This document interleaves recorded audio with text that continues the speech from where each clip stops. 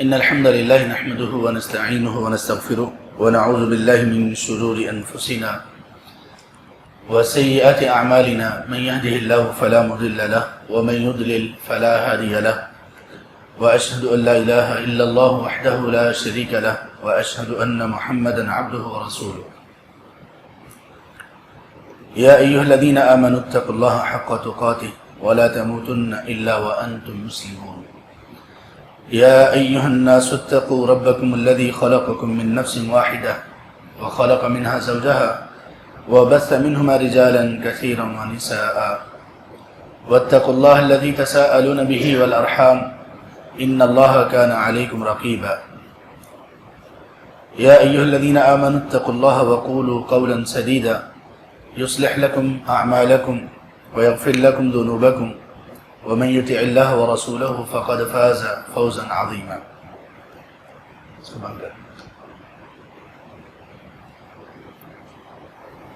جی مسئلہ کوئی؟ أما بعد فإن أصدق الحديث كتاب الله، وأحسن الهدى هدى محمد صلى الله عليه وآله وصحبه وسلم، وشر الأمور محدثاتها وكل محدثة بدعة وكل بدعة ضلالة وكل ضلالة في النار.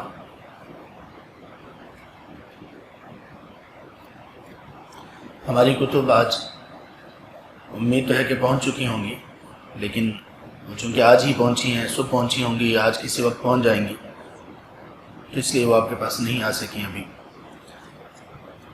تو لہٰذا آج کی جو احادیث ہم پڑھیں گے اس کی عبارت یا اس کے الفاظ وہ میں خود ہی پڑھ لیتا ہوں انشاءاللہ. تو آپ آئندہ کلاس میں سنانے سے ابتدا کریں گے، اور کتب آپ کے پاس انشاءاللہ آپ کو مل جائیں گی. آئندہ جو یہاں پہ لوگ آئیں وہ یہاں سے لے لیں کتب، اور جو لوگ اس سے پہلے لینا چاہیں تو ان کو بھی انشاءاللہ مل سکتی ہے، وہ کانٹیکٹ کر لیں. یہاں PWD میں الثقافہ اسٹور، وہاں سے بھی مل جائیں گے انشاءاللہ. اس کا ایڈریس وغیرہ آپ کے ساتھ شیئر کر دیا جائے گا، اور اگر کسی جگہ پہ آپ کو بائی پوسٹ منگوانی ہو تو تب بھی مل جائیں گی. تو مقصد یہ ہے کہ اس ہفتے میں آئندہ کلاس سے پہلے آپ اپنی اپنی کاپی ضرور حاصل کر لیجئے. دوسری چیز یہ ہے کہ ان احادیث میں آپ سے مقصود یہ ہوگا، کم از کم منیمم ریکوائرمنٹ یہ ہے کہ آپ لوگ حدیث کا ترجمہ اور اس حدیث سے ہم نے کیا سیکھا، یہ دو چیزیں منیمم ریکوائرمنٹ ہیں. کم از کم آپ کو یہ دونوں چیزیں آنی چاہیے، حدیث کا ترجمہ اور حدیث سے آپ نے کیا سیکھا. ظاہر ہے کہ جب ہم ابھی پڑھیں گے تو انشاءاللہ جو فقہی احکامات ہیں، استنباطات ہیں، وہ تمام کے تمام کے ساتھ ہم آپ کو آگاہ کرتے رہیں گے. اور بہت بہتر یہ ہے کہ آپ ان پوائنٹس کو نوٹ کرتے جائیں. تو اس میں سے جتنے آپ کو یاد رہ گئے آپ وہ ہمیں بتا دیں گے. آپ سے جب سنا جائے گا تو آپ وہ پوائنٹس اس کے سامنے رکھیں گے.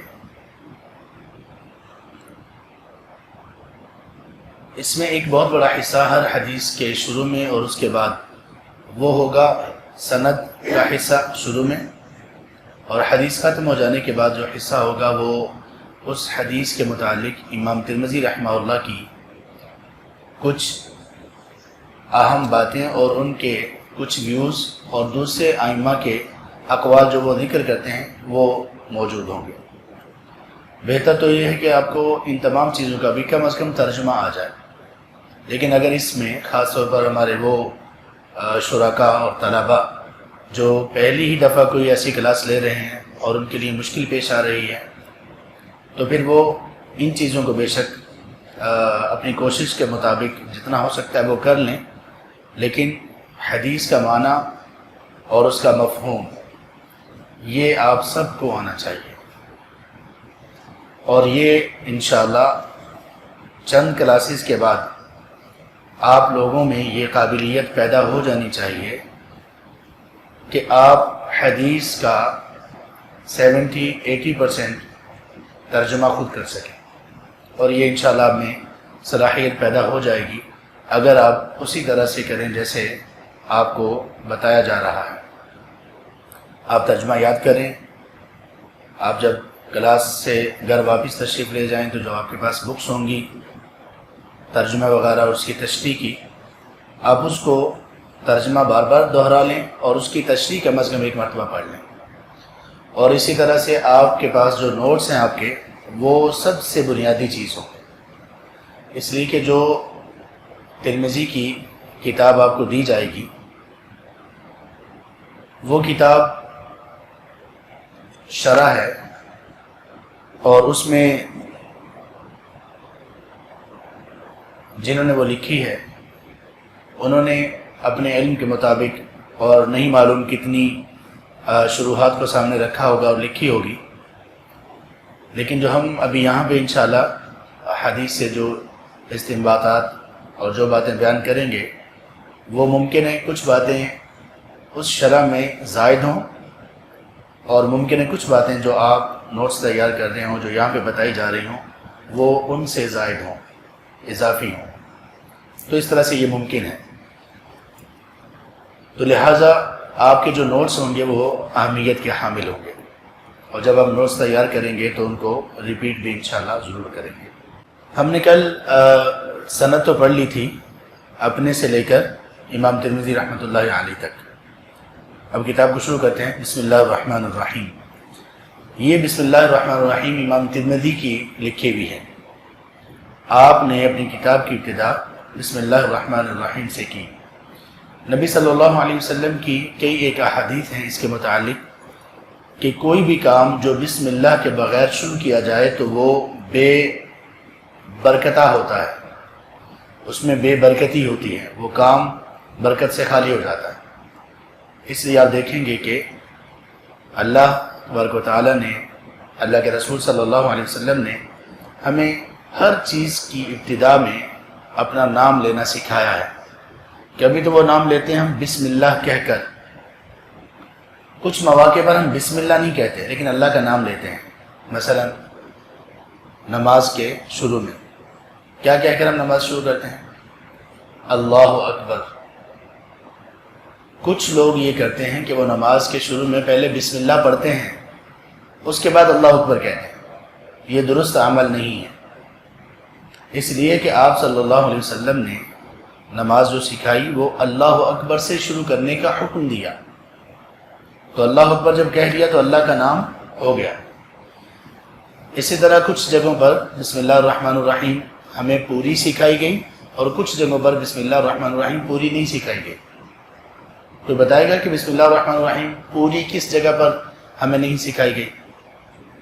صرف بسم اللہ پڑھنا ہے جی، وضو کے شروع میں ہم نے صرف بسم اللہ پڑھنا ہے، بسم اللہ الرحمن الرحیم پورا نہیں سکھایا گیا۔ اور پوری کہاں پہ سکھائی گئی ہے بلا؟ لکھنے سے پہلے، قرآن کی تلاوت سے پہلے، جب ہم کسی کو کچھ لکھیں تو شروع میں بسم اللہ الرحمن الرحیم ہونی چاہیے۔ یہ لکھنا آپ صلی اللہ علیہ وسلم کی سنت ہے، اگر نہ لکھا جائے تو کوئی گناہ نہیں ہے لیکن لکھنا چاہیے۔ بسم اللہ الرحمن الرحیم لکھنا چاہیے، السلام علیکم ورحمۃ اللہ وبرکاتہ لکھنا چاہیے۔ ہمارے ہاں ہمارے جتنے بھی ایجوکیشنل انسٹیٹیوٹس ہوں یا سرکاری ادارے ہوں یا کوئی بھی پرائیویٹ فرمز یا انسٹیٹیوٹس یا کوئی بھی ادارہ ہو تو وہاں تمام جگہوں پر جو آپس میں خط و کتابت ہوتی ہے، ایک تو وہ انگلش میں ہوتی ہے، دوسرا وہ اسلامی اصولوں کے تحت نہیں ہوتی۔ اگرچہ دوبارہ میں وضاحت کر رہا ہوں اس میں گناہ نہیں ہے لیکن جو اسلام کا پیٹرن ہے وہ نہیں ہوتا۔ مثلا آپ کو کسی بھی اپلیکیشن میں بسم اللہ الرحمن الرحیم اوپر لکھا نظر نہیں آئے گا، اور کیوں نہیں لکھتے لوگ؟ کہ بے ادبی ہوگی۔ ایک تو ہم نے بہت سارا دین کا حصہ اس وجہ سے چھوڑ دیا کہ بے ادبی ہوگی۔ ہماری گاڑی میں قرآن نہیں ہے، ہمارے بیگز میں قرآن نہیں ہے، ہمارے آفس میں قرآن نہیں ہے، ہمارے ڈرائنگ روم میں قرآن نہیں ہے۔ کیوں؟ بے ادبی ہوگی۔ بیگ میں ڈالیں گے تو اس کو پیچھے ڈالنا پڑے گا، بے ادبی ہے۔ گاڑی میں اگر رکھیں گے تو گاڑی میں بے ادبی ہوگی، ہم اس کا خیال نہیں کریں گے۔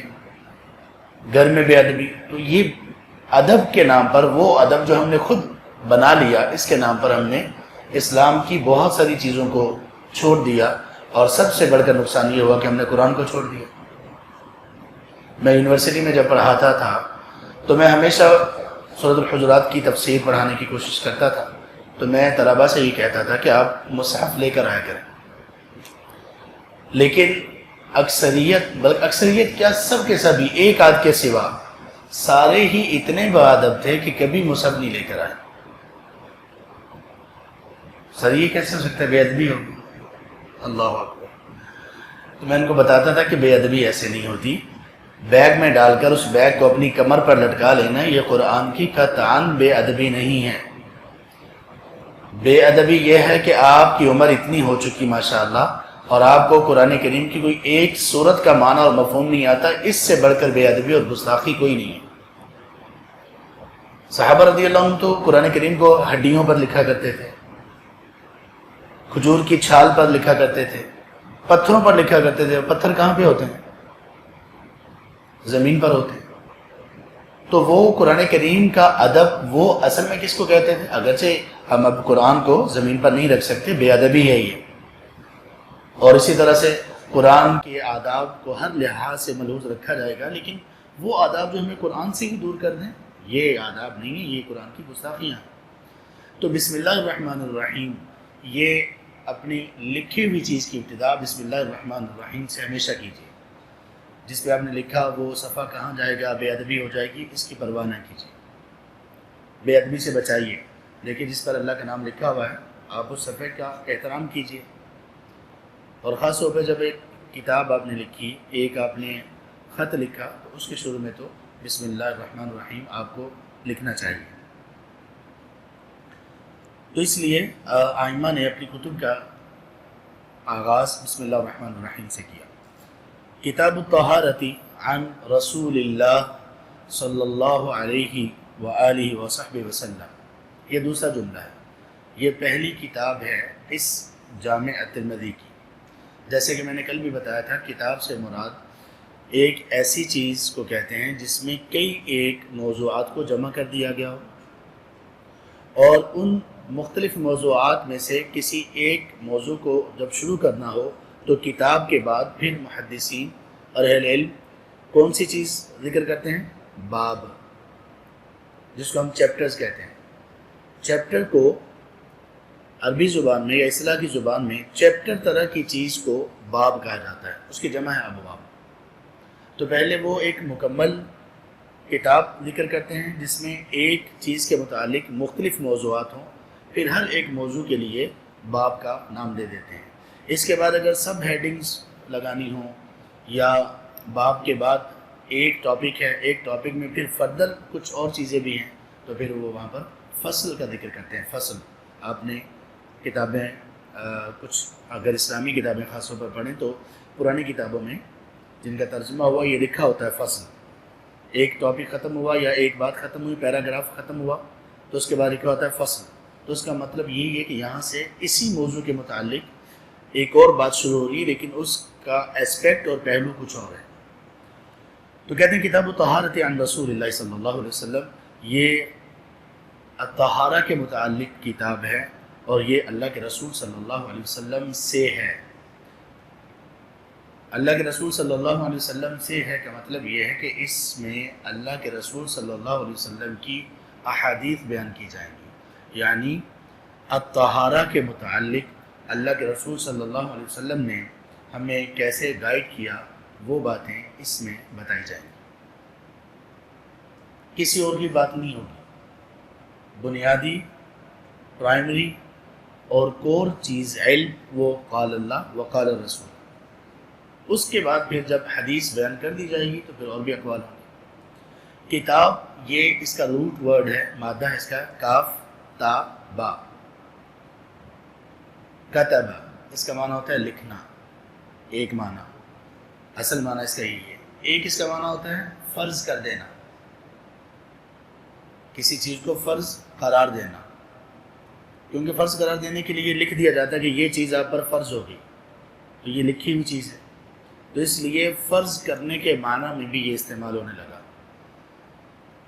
اور قرآن میں سورۃ البقرہ کی آیت نمبر 183 میں اس کا ذکر ہے، یا ایھا الذین آمنوا کتب علیکم الصیام، اے ایمان والو، کتب، یہاں پہ کچھ اس کا ترجمہ کرتے ہیں لکھ دیے گئے تم پر روزے، اور کچھ اس کا معنی کرتے ہیں فرض کر دیے گئے تم پر، فرض کر دیا گیا تم پر روزہ رکھنا، کتبہ۔ اب یہ دیکھیے کتبہ سے کون کون سے الفاظ بنتے ہیں جو ہم اپنی اردو میں استعمال کرتے ہیں، جلدی سے سب بتائیے۔ کتب اور کتاب اور مکتوب، مکتوب کس کو کہتے ہیں بھلا؟ خط کو۔ اور کاتب کس کو کہتے ہیں؟ کاتب، کاتب ہماری اردو میں عام طور پر وہ جو کیلیگرافی کرتا ہے اس کو کاتب کہتے ہیں، ویسے ہر رائٹر کو کاتب کہا جاتا ہے۔ اور اس کے علاوہ ہاں مکتبہ، ماشاءاللہ، مکتبہ کس کو کہتے ہیں؟ جہاں پہ کتابیں جمع ہو۔ اور کتابت، کتابت کیا ہوتا ہے؟ وہ کاتب جو کر رہا ہوتا ہے، جو اس کا فعل ہے وہ کتابت ہے۔ اور ہاں وہ مکتب کی جمع ہے مکاتب۔ تو اس طرح سے یہ کتنے سارے الفاظ ہیں جو عربی کے الفاظ ہیں اور ہم استعمال کر رہے ہوتے ہیں۔ تو کتاب کا معنی لکھی ہوئی چیز۔ الطہارہ، اس کا مادہ ہے طا، ہا اور را، الطہارہ، اور اس کا لفظی، لینگویج اور لغوی معنی ہے صفائی ستھرائی، صفائی ستھرائی، یہ اس کا لغوی معنی ہے ڈکشنری میں جو معنی لکھا ہوا ہے۔ اور یہ ان الفاظ میں سے ایک ہے جن الفاظ کا اسلام نے خود ایک خاص معنی بیان کیا، اور وہ طہارہ کیا ہے؟ وہ ہے عبادات کے سلسلے میں، نماز وغیرہ کے سلسلے میں جسم کا نماز کے لیے پاک ہونا، اس پاکیزگی کی حد اور معیار کے مطابق جو اسلام نے مقرر کر رکھا ہے۔ ایک بندہ بالکل صاف ستھرا ہے، اس کے لباس سے خوشبو آ رہی ہے، ابھی وہ شاور لے کے نکلا ہے، ہاتھ پاؤں چہرہ سب کچھ بالکل صاف، نیٹ اینڈ کلین ہے، لیکن اس کا وضو نہیں ہے، کیا یہ شخص نماز پڑھنے کے قابل ہے؟ نہیں۔ کیوں؟ اس لیے کہ الطہارہ جو اسلام نے طلب کی، جو اسلام کا مقصود ہے، وہ اس کے پاس ابھی نہیں۔ تو یہ طہارہ ہے۔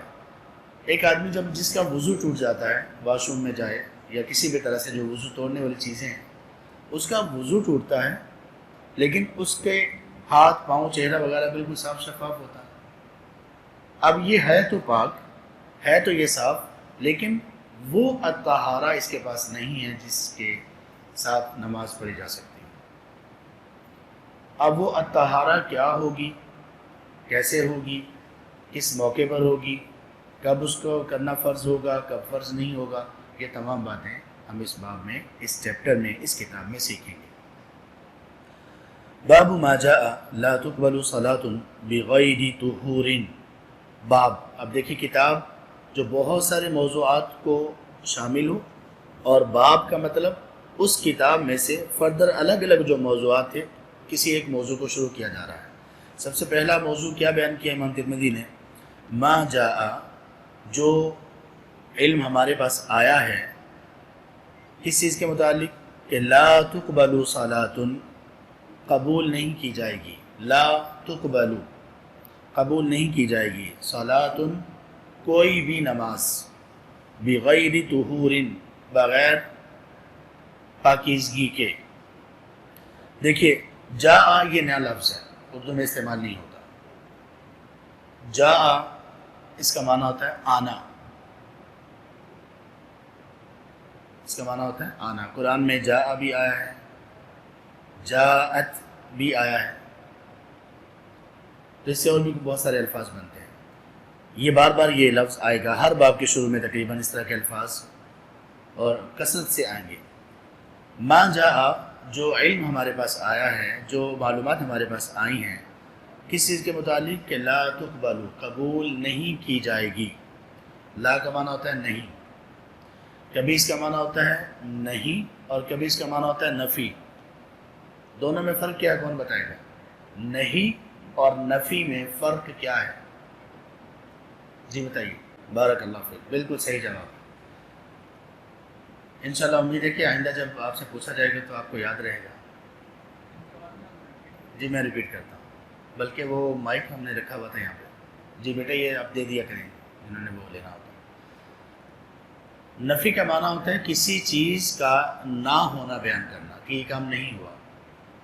آپ سے پوچھا گیا کیا عبداللہ کلاس کے لیے آئے، بلکہ نہیں، آپ سے پوچھا گیا کہ عاطف کلاس کے لیے آئے، عاطف صاحب کلاس کے لیے نہیں آئے. یہ کیا ہوگی؟ نفی ہو گئی. اس کو کیا کہتے ہیں؟ نفی. نہیں کیا ہے بھائی؟ عاطف صاحب آپ نے اندر چھٹی نہیں کرنی. یہ کیا ہے؟ اب روکا جا رہا ہے. نہیں میں کسی چیز سے روکا جاتا ہے، نفی میں صرف یہ بیان کیا جاتا ہے کہ یہ کام نہیں ہو رہا. ٹھیک ہے، میں دوبارہ دوہرا دیتا ہوں. نفی کا معنی ہے محض کسی چیز کے بارے میں اس کا نہ ہونا بیان کرنا کہ یہ کام نہیں ہوا. فلاں شخص نہیں آیا، فلاں وہاں پر نہیں گیا، آج بارش نہیں ہوئی، آج سورج نہیں نکلا. یہ ہے نفی. نہیں کیا ہے؟ آپ جھوٹ مت بولو، کلاس میں سستی نہ کرو، سبق یاد کرنے میں کوتاہی نہ کرو. یہ سب کیا ہے؟ نہیں.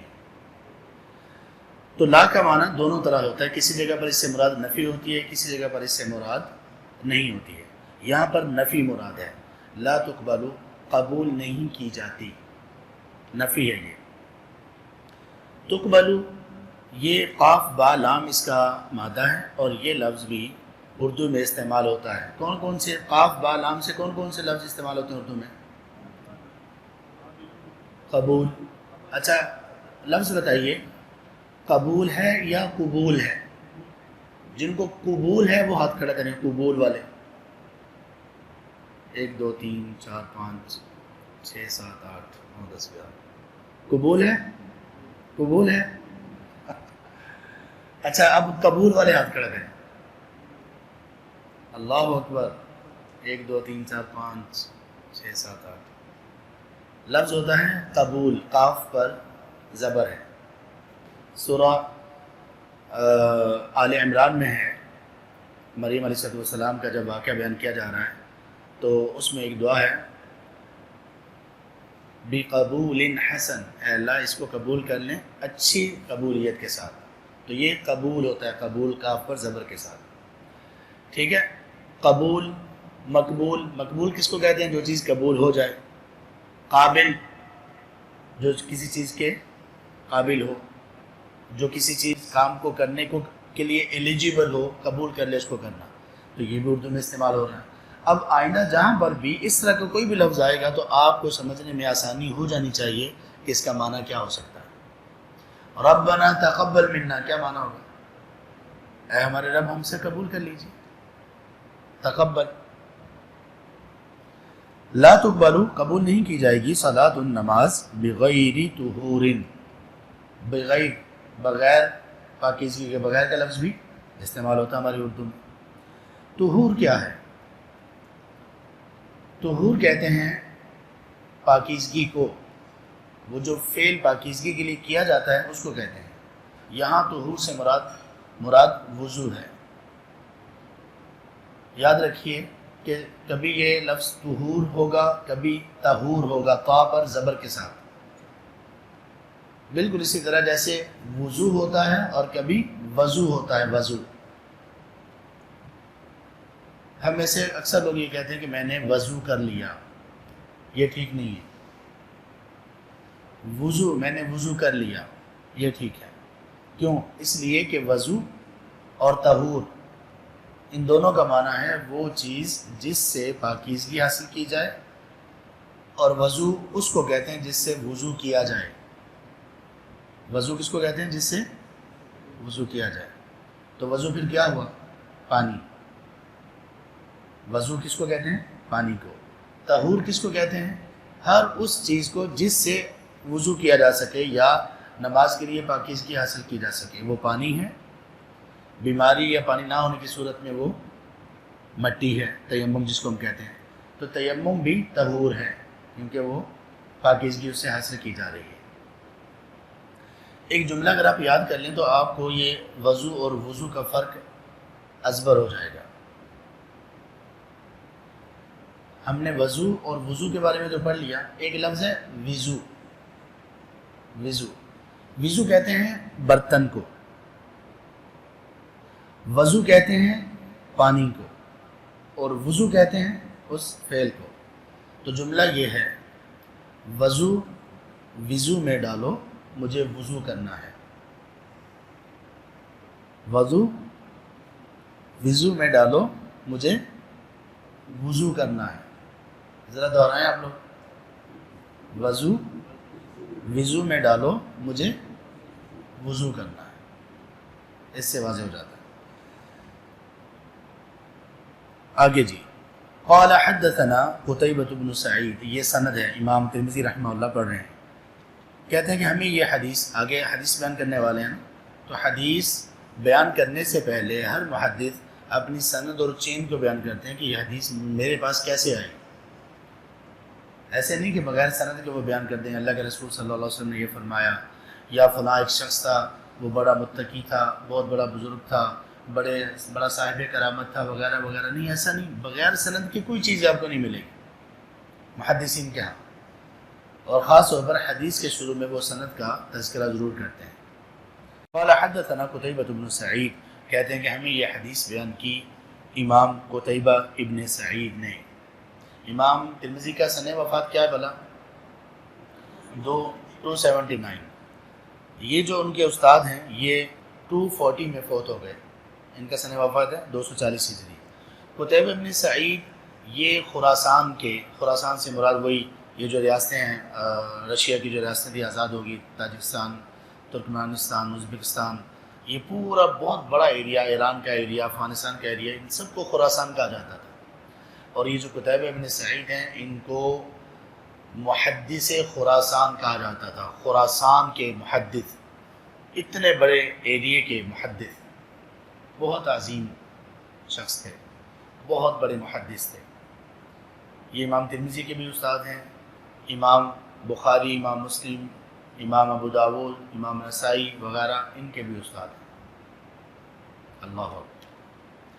کیسے سبحان اللہ یہ استاد ہوں گے جن سے اس طرح کے ہیرے نکلے. ان استادوں کی کیا شان ہو.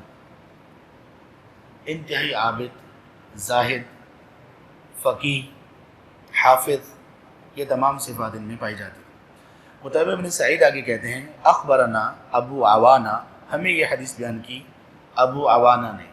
یہ بھی بہت بڑے محدث ہیں، ان کے استاد ہیں، اور ان سے بہت سارے اور لوگوں نے بھی علم حاصل کیا.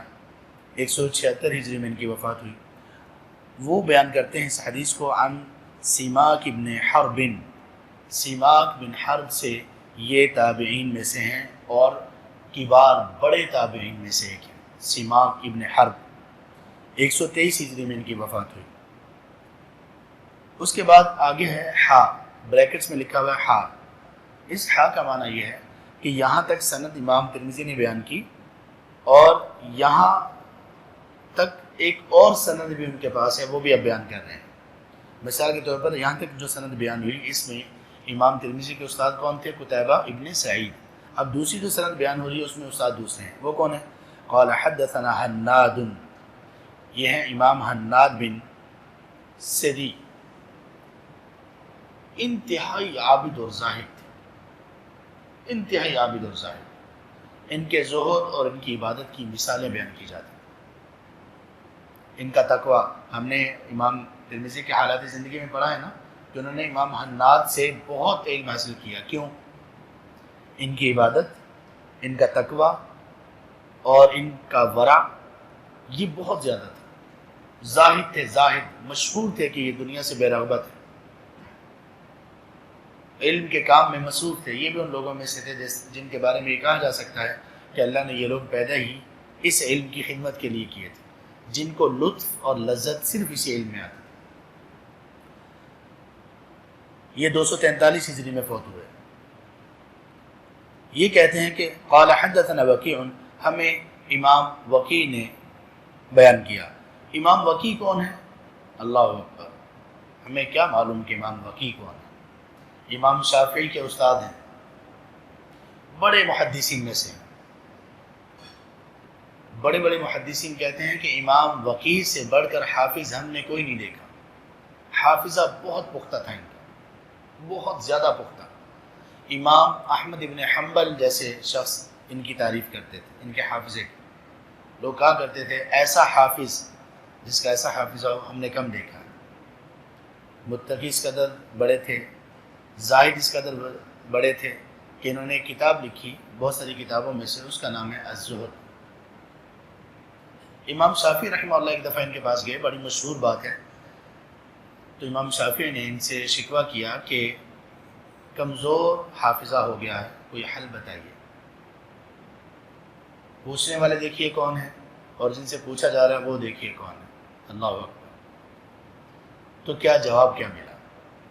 یہ بالکل ایسے ہی ہے جیسے ایک پوچھنے والے سے پوچھا، ایک پوچھنے والے نے کسی سے پوچھا کہ مجھے بتائیے کہ میں نماز میں کوئی دعا کرنا چاہتا ہوں، کون سی دعا کیا کروں؟ تو بتانے والے نے ایک دعا بتائی. پوچھنے والے کا نام ہے سیدنا ابو بکر صدیق رضی اللہ عنہ، اور بتانے والے کا نام ہے جناب سیدنا محمد کریم صلی اللہ علیہ وآلہ وسلم. کون سی دعا بتائی تھی؟ کون سی دعا بتائی تھی؟ آپ جو جواب دے چکے ہیں وہ نہ بتائیں. اللہم انی ظلمت نفسی ظلما کثیرا. یہ دعا بتائی نبی صلی اللہ علیہ وسلم نے ابو بکر رضی اللہ عنہ کے مطالبے پر. پوچھنے والے دیکھیے، بتانے والے دیکھیے، اور دعا کو دیکھیے. پوچھنے والے امتیوں میں جتنی بھی امتیں آئی ہیں، تمام امتیوں میں سب سے بڑھ کر افضل. بتانے والے ساری کائنات اور مخلوقات میں سب سے افضل. بتایا کیا جا رہا ہے کہ ابو بکر پڑھو یہ اپنی نماز میں، اللہم انی ظلمت نفسی ظلما کثیرا، اللہ اپنے آپ پر بڑا ظلم کر بیٹھا ہوں. ولا یغفر الذنوب الا انت، اللہ آپ کے سوا کوئی گناہوں کو معاف کرنے والا نہیں. فاغفر لی مغفرۃ من عندک، اے اللہ آپ مجھے معاف کر دیجئے اپنی خاص معافی سے، بغیر کسی سبب کے معاف کر دیجئے. وارحمنی، اور اللہ مجھ پر رحم کیجئے، بلا شبہ آپ بہت معاف کرنے والے اور رحم کرنے والے. تو وہ ایک امتی تھے، امتی میں سب سے بڑھ کر افضل، اور یہ نبی تھے انبیاء اور کائنات میں سب سے افضل. اب یہاں پر امام شافعی ہیں رحمہ اللہ، جن کا علم، جن کا حافظہ، جن کا تقویٰ، جن کی فقہ، اس کی مثالیں دی جاتی ہیں. اور آگے امام وکیع ہیں جو خود بہت بڑے زاہد اور عابد ہیں. تو کہا کہ امام بتائیے میں کیا کروں. اور یہ کہتے ہیں کہ امام شافعی نے جب یہ سوال کیا تو اس سے پہلے وہ کئی ایک قرآن کے علاوہ کئی ایک بڑی بڑی کتابیں حفظ کر چکے تھے، جیسے موطا امام مالک بھی ان کو حفظ تھی، اور وہ بے شمار کتابیں حفظ کر چکے تھے. تو پوچھا کہ کمزور حافظے کا علاج کیسے کروں؟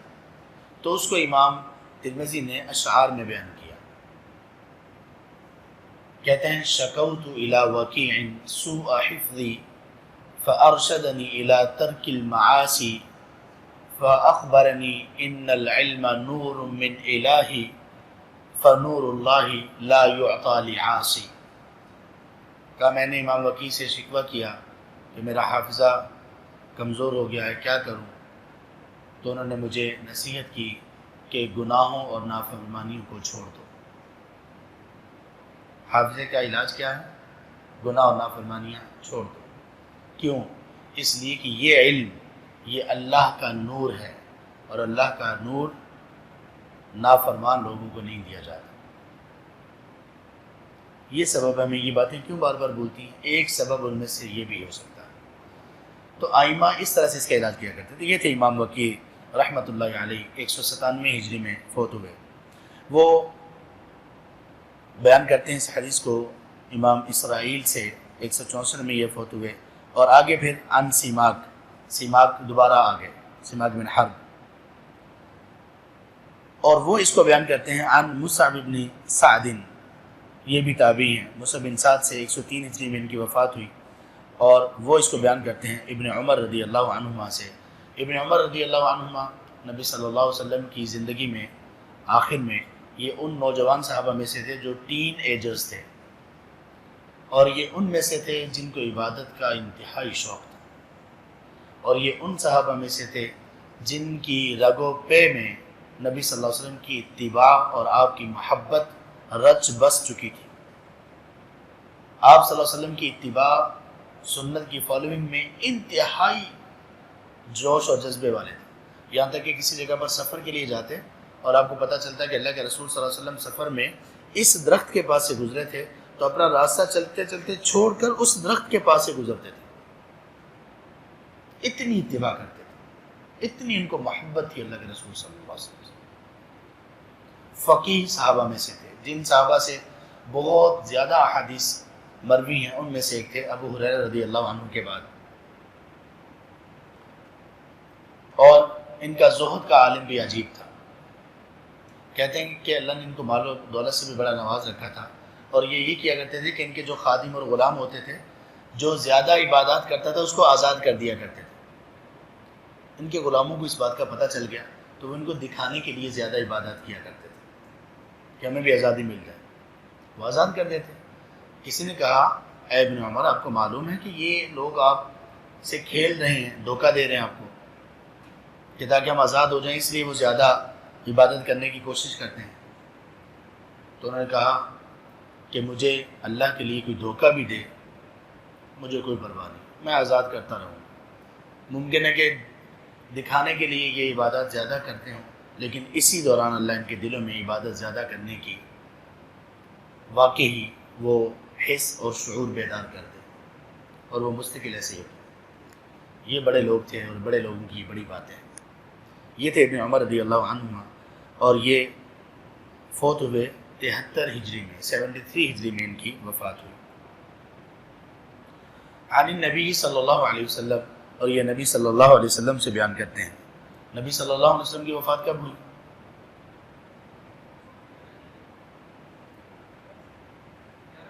10 یا 11؟ 10 والے ہاتھ کھڑا کریں، کوئی نہیں ہے۔ نبی صلی اللہ علیہ وسلم کی 11 ہجری میں وفات ہوئی۔ ان سے بیان کرتے ہیں نبی صلی اللہ علیہ وسلم نے فرمایا لا تقبل صلاۃ بغیر طہور، کوئی بھی نماز قبول نہیں کی جاتی، لا تقبل قبول نہیں کی جاتی، صلاۃ کوئی بھی نماز، بغیر طہور بغیر طہور کے، بغیر وضو کے، بغیر پاکیزگی اختیار کیے ہوئے کوئی بھی نماز قبول نہیں کی جاتی۔ ولا صدقۃ من غلول، اور نہ ہی کوئی بھی صدقہ قبول کیا جاتا ہے جو خیانت سے ہو، جو خیانت سے لیا ہوا مال ہو، ناجائز طریقے سے کمایا ہوا مال ہو، وہ صدقہ بھی قبول نہیں ہوتا۔ یہ حدیث اللہ کے رسول صلی اللہ علیہ وسلم کی حدیث ہے، لیکن ابن عمر رضی اللہ عنہما نے اس حدیث کو کب بیان کیا، اس کے پیچھے ایک واقعہ ہے۔ بصرہ کے ایک امیر تھے، ان کا نام تھا ابن عامر رحمۃ اللہ علیہ، بہت بڑے تابعی تھے، بصرہ کے گورنر تھے، بصرہ کے عامل تھے۔ وہ بیمار پڑ گئے، ابن عمر رضی اللہ عنہما ان کی تیمارداری کے لیے وہاں تشریف لے گئے۔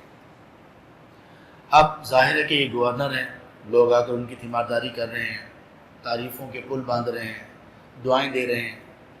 ابن عمر رضی اللہ عنہما نے آ کر ایک عجیب کام کیا، انہوں نے آ کر ان کو یہ حدیث سنائی، یہ والی حدیث، اور ساتھ ہی کہا وَكُنْتَ عَلَى الْبَصَرَةِ، دیکھو آپ بصرہ کے گورنر ہو، آپ بصرہ کے گورنری پر ہو۔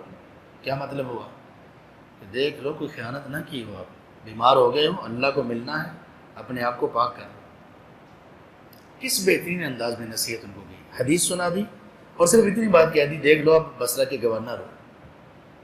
جس طرح سے نماز قبول نہیں ہوتی پاکیزگی کے بغیر، وضو کے بغیر، اسی طرح سے جس شخص نے کوئی مال ایسے کمایا کہ جو ذریعہ ٹھیک نہیں تھا، وہ جتنا بھی مال خرچ کر لے، مساجد بنا لے، مدارس بنا لے، اللہ کا قبول نہیں ہوگا۔ یہ قبولیت کی بات ہے، یہ حدیث ہے۔ اب آئیے اس حدیث سے ہمیں سیکھنے کو کیا ملتا ہے۔ انشاءاللہ اب ہم اس علم کی دنیا میں داخل ہو چکے ہیں جس میں ایک ایک لائن، ایک ایک لفظ کے بعد آپ کو سیکھنے کو بہت کچھ ملے گا، اور آپ کو سبحان اللہ یہ فیصلہ کرنا مشکل ہو جائے گا کہ قرآن کی تفسیر سیکھتے ہوئے زیادہ ہمیں چیزیں سیکھنے کو ملتی ہیں یا حدیث سیکھتے ہوئے۔ اور پھر وہ جو ہم نے شروع میں باتیں کی تھی کہ یہ دونوں، ان کا سورس ایک ہی ہے دونوں کا، اور یہ ایک ہی جگہ سے نازل ہوئی دونوں چیزیں، یعنی وحی ہیں دونوں، یہ یقین بڑھتا جائے گا۔ اللہ کے رسول صلی اللہ علیہ وسلم کے چھوٹے چھوٹے جملوں میں کیا چیز پنہا ہے۔ سب سے پہلے بات اس پر کرتے ہیں کہ آئمہ نے اپنی کتابوں کی ابتدا مختلف ابواب سے کی، اور زیادہ تر آئمہ نے اپنی کتاب کو شروع کیا طہارت کے مسائل سے۔ کیوں؟ اس لیے کہ اسلام میں داخل ہو جانے کے بعد سب سے بڑی اور سب سے اہم عبادت کون سی ہے؟ نماز، کہ جس کے بغیر اسلام ہی نہیں ہے۔ ٹھیک ہے، ایک بندہ اگر اس وقت مسلمان ہوتا ہے، اس وقت جو ابھی ٹائم ہے، کیا ٹائم ہے؟ 2:13 ہو گئے، کیا اس پر روزے فرض ہو کر اس کو بھی روزہ رکھنا چاہیے ابھی فوراً؟ روزے تو اس پر فرض ہو گئے لیکن ابھی رکھنا چاہیے؟ نہیں۔ حج بھی اس پر تب فرض ہوگا جب کہ حج کی استطاعت ہوگی، رمضان کے روزے جب رمضان آئے گا تب، زکوٰۃ تب فرض ہوگی جب اس کا مال نصاب کو پہنچے گا۔ لیکن ایک چیز اس پر ابھی فرض ہو جائے گی، وہ کون سی چیز ہے؟ نماز۔ کون سی نماز وہ پڑھے گا ابھی؟ ظہر کی نماز ابھی وہ پڑھے گا، اس پر فرض ہو جائے گی۔ تو سب سے بڑی عبادت نماز ہے، اور کوئی بھی نماز بغیر وضو کے چونکہ قبول نہیں ہوتی، اس لیے آئمہ نے اپنی کتابوں، حدیث کی کتابوں کی ابتدا کس سے کی؟ کتاب الطہارہ سے۔ ایک چیز۔ دوسری ایک اور چیز، آپ دیکھیے کہ اسلام نے ہم سب کی زندگی کی بنیاد کس بات پر رکھی ہے؟ پاکیزگی اور طہارت پر۔ مسلمان شخص کے کپڑے میلے تو ہو سکتے ہیں، پھٹے پرانے تو ہو سکتے ہیں، آپ کے فائدے کی بات بتائیے۔ انہوں نے کہا چائے تیار ہو چکی ہے۔ الحمدللہ ہمارے جو آن لائن کلاس لینے والے بھائی اور بہنیں ہیں، اللہ تعالیٰ ان کو بھی چائے نصیب کرتا رہے۔ تو ہم تو چاہتے ہیں کہ ان کے پاس بھی چائے پہنچے، لیکن سب کچھ کیا نہیں جا سکتا۔ بات یہ ہو رہی تھی کہ اسلام نے ہماری بنیاد کس بات پر رکھی ہے، ہمارا براٹ اپ کس بات پر کیا ہے۔ ہم نے علم سیکھنے کی ابتدا کی، سب سے پہلی لائن بسم اللہ کے بعد ہمیں کیا ملی؟ کتاب الطہارہ۔ بندے پاکیزہ جب تو نہیں ہے تو کیا تو بندہ ہے؟ ایمان کہاں سے آئے گا جب تیرے اندر پاکیزگی نہیں آئے گی؟ نماز کیسے تم پڑھ سکو گے جب پاکیزگی نہیں ہو؟ اسلام پر کیسے چل سکو گے جب پاکیزہ نہیں ہو؟ اسلام نے ہر جگہ پر، ہر موقع پر پاکیزگی کو بنیاد بنایا ہے۔ ایک مومن شخص کے کپڑے میلے کچیلے ہو سکتے ہیں، پیبند لگے ہوئے ہو سکتے ہیں، مرد ہو یا خاتون، ایک ہی سوٹ وہ بار بار پہنے یہ ہو سکتا ہے، بوسیدہ ہو جائیں کپڑے یہ ہو سکتے ہیں، لیکن کسی مومن مرد اور خاتون کے کپڑے پاک نہ ہوں یہ نہیں ہو سکتا، اور ناپاک کپڑے اس نے پہنے ہوئے ہیں یہ نہیں ہو سکتا۔ کتنا آسان ہے یہ کہنا، اور کتنی آسانی سے ہمارے اسلام کے بیٹے یہ کہہ دیتے ہیں کہ جب ان کو نماز کے لیے کہا جاتا ہے، بلایا جاتا ہے، وہ کہتے ہیں میرے کپڑے ٹھیک نہیں ہیں۔ اللہ اکبر، کیسے ممکن ہے تمہارے کپڑے ٹھیک نہ ہو؟ کیا کیا تم نے؟ ایسا کیا ہے کہ تمہارے کپڑے کیوں ٹھیک نہیں رہتے؟ پاکیزگی تو بنیاد ہے۔ اب اس کے مقابلے میں دیکھیے، اب آپ کو باتیں سمجھ آئیں گی کہ لوگوں نے ہمارے دین کو کس ڈیپتھ کے ساتھ، کس گہرائی کے ساتھ اسٹڈی کیا، اور پھر اس پر حملے کیے۔ ہماری ابتدا اور بنیاد رکھی گئی الطہارہ پر، جبکہ لوگ، میڈیا، ہمارے دشمن، شیطان کے حواری پوری دنیا کو اور خاص طور پر مسلمان امہ کو کس بات پر، کس بنیاد پر کھڑا کر رہے ہیں؟ پلیدگی، نجاست پر۔ آپ الیکٹرانک میڈیا ہو، آپ کا پرنٹ میڈیا ہو، آپ کوئی بھی چیز، آپ سیل فون ہو، سوشل نیٹ ورک جتنا بھی ہے وہ ہو، سوشل مینس ہوں، فیس بک ہو، انسٹاگرام ہو، یوٹیوب ہو، یہ تمام کی تمام چیزیں مجھے بتائیے کہ ان کا پرائمری مقصد آپ کو کیا نظر آتا ہے، کیا سمجھ آتا ہے؟ ان میں زیادہ تر چیزیں کیا ہیں؟ ہر مووی، ہر ڈرامہ، ہر کمرشل، ہر اعلان، ہر اشتہار، ہر گیم، اس میں کون سی چیز کامن ہے؟ الا ماشاء اللہ بے حیائی. لوگ کپڑے بیچ رہے ہیں، کس کو بنیاد بنایا؟ بے حیائی کو. کپڑے نہیں بیچ رہے، غیرت بیچ رہے ہیں، غیرت. کپڑوں کے اشتہارات آتے ہیں، کیسے آتے ہیں؟ خواتین سج دج اور مختصر لباس کے ساتھ. قرآن کیا کہتا ہے؟ وَلَا تَبَرَّجْنَ تَبَرُّجَ الْجَاهِلِيَّةِ الْأُولَىٰ. اسلام آپ کو پاکیزگی پر کھڑا کرتا ہے، اور یہ ساری چیزیں آپ کو پاکیزگی سے دور کرنے والی ہیں، ساری کی ساری چیزیں. کل وہ چونکہ ہم اب اس دلدل میں ہمیں لوگوں کو بتانے کے لیے، بچانے کے لیے ہمیں بھی جانا پڑتا ہے. ہمارا پیج ہے فیس بک پر، یہ سب چیزیں ہیں. میرا چونکہ تھیسس بھی ایم ایس کا، میرا تھیسس میڈیا پر ہی تھا. ابھی کل ایک چیز نظر سے گزری، اللہ تعالیٰ معاف فرمائے اس کو. ان چیزوں کو اس لیے کبھی نوٹس کر لیا جاتا ہے کہ لوگوں کے سامنے یہ بات آ سکے، کیونکہ لوگوں کے سامنے یہ چیزیں آتی رہتی ہیں لیکن لوگ اس نظر سے نہیں دیکھتے. ایک فارم ہے ڈائمنڈ فارم، اس کی کمرشل ہے. کمرشل کیا ہے؟ ایک بیٹا اپنے باپ کو، وہ ان کے بیڈ پر یہ ایک میٹرس رکھوا کر دیتا ہے، اور وہ کہتا ہے کہ آج ابا جان بڑے سکون سے سوئیں گے. یہاں تک تو بڑی اچھی بات ہے، بچوں کو اپنے والدین کا خیال رکھنا چاہیے. اب آگے کیا ہے؟ جب ان کے والد صاحب صبح اٹھتے ہیں تو کیا محسوس کرتے ہیں کہ وہ جو مجھے پہلے گردن میں درد ہوتا تھا اٹھ کر، وہ نہیں ہے، کمر میں درد نہیں ہے. اس کے بعد کیا ہوتا ہے؟ ایک تو وہ دیر تک سوتے رہتے ہیں، سورج نکل آتا ہے. والد صاحب دیر تک سوتے رہتے ہیں، سورج نکل آتا ہے. یہ ایک تہذیب ہے جو سکھائی جا رہی ہے کہ ہمارے اٹھنے کا ٹائم کیا ہے؟ سورج نکلنے کے بعد. فجر کوئی کانسیپٹ نہیں ہے، اسی لیے ہماری مساجد فجر میں ویران ہیں. اب وہ والد صاحب اٹھتے ہیں جب سورج نکلا ہوا ہوتا ہے، تو اٹھنے کے بعد باقی لوگوں کے پاس آتے ہیں تو کیسے آتے ہیں؟ ڈانس کرتے ہوئے، ناچتے ہوئے. اس کے بعد پھر وہ اپنے گدے پر چڑھ جاتے ہیں، میٹرس پر دوبارہ پھر ناچنا شروع کر دیتے ہیں. اللہ اکبر. کوئی بات ان سے پوچھے، ان لوگوں سے جا کر کوئی ان تک پہنچائے یہ پیغام. یہ گل احمد ہو یا وہ کوئی اور برانڈ ہو، وہ کپڑے کا ہو، وہ پرفیوم کا ہو، وہ کسی بھی چیز کا ہو، کوئی ان سے پوچھے کہ اللہ کے بندو تم یہ بتاؤ کہ ان جگہوں پر گانا، ناچ، ڈانس، بیہودگی، بے حیائی، بے پردگی، یہ تم کیا کما رہے ہو، کیسے کما رہے ہو؟ کتنی چھچوری حرکتیں ہیں تمہاری. اور پھر تم الحمدللہ مسلمان ہو. کیا مسلمان کو یہ باتیں زیب دیتی ہیں؟ ایسے کمائی کی جاتی ہے؟ ایسے کیا اپنی پروڈکٹ ہو گیا ایسے بیچا جاتا ہے کہ تم اسلام کی بیٹیوں کو ہی سرے بازار ننگا کر دو، ان کے سروں سے چادری کھینچ لو، چہرے ان کے ننگے کرو، سج دج کر، اور جسم ہے اس کو واضح کر کے لوگوں کے سامنے پیش کرو. اور آپ ہر چیز میں یہ کرو کہ جو بھی نعمت آپ کو ملے، اسلام ہمیں سکھاتا ہے کہ جو نعمت ملے اس پر سجدہ شکر کرو، اور تم سکھاتے ہو کہ جو بھی نعمت ملے اس پر ناچ گانا ڈانس کرو. کیا ہوگا؟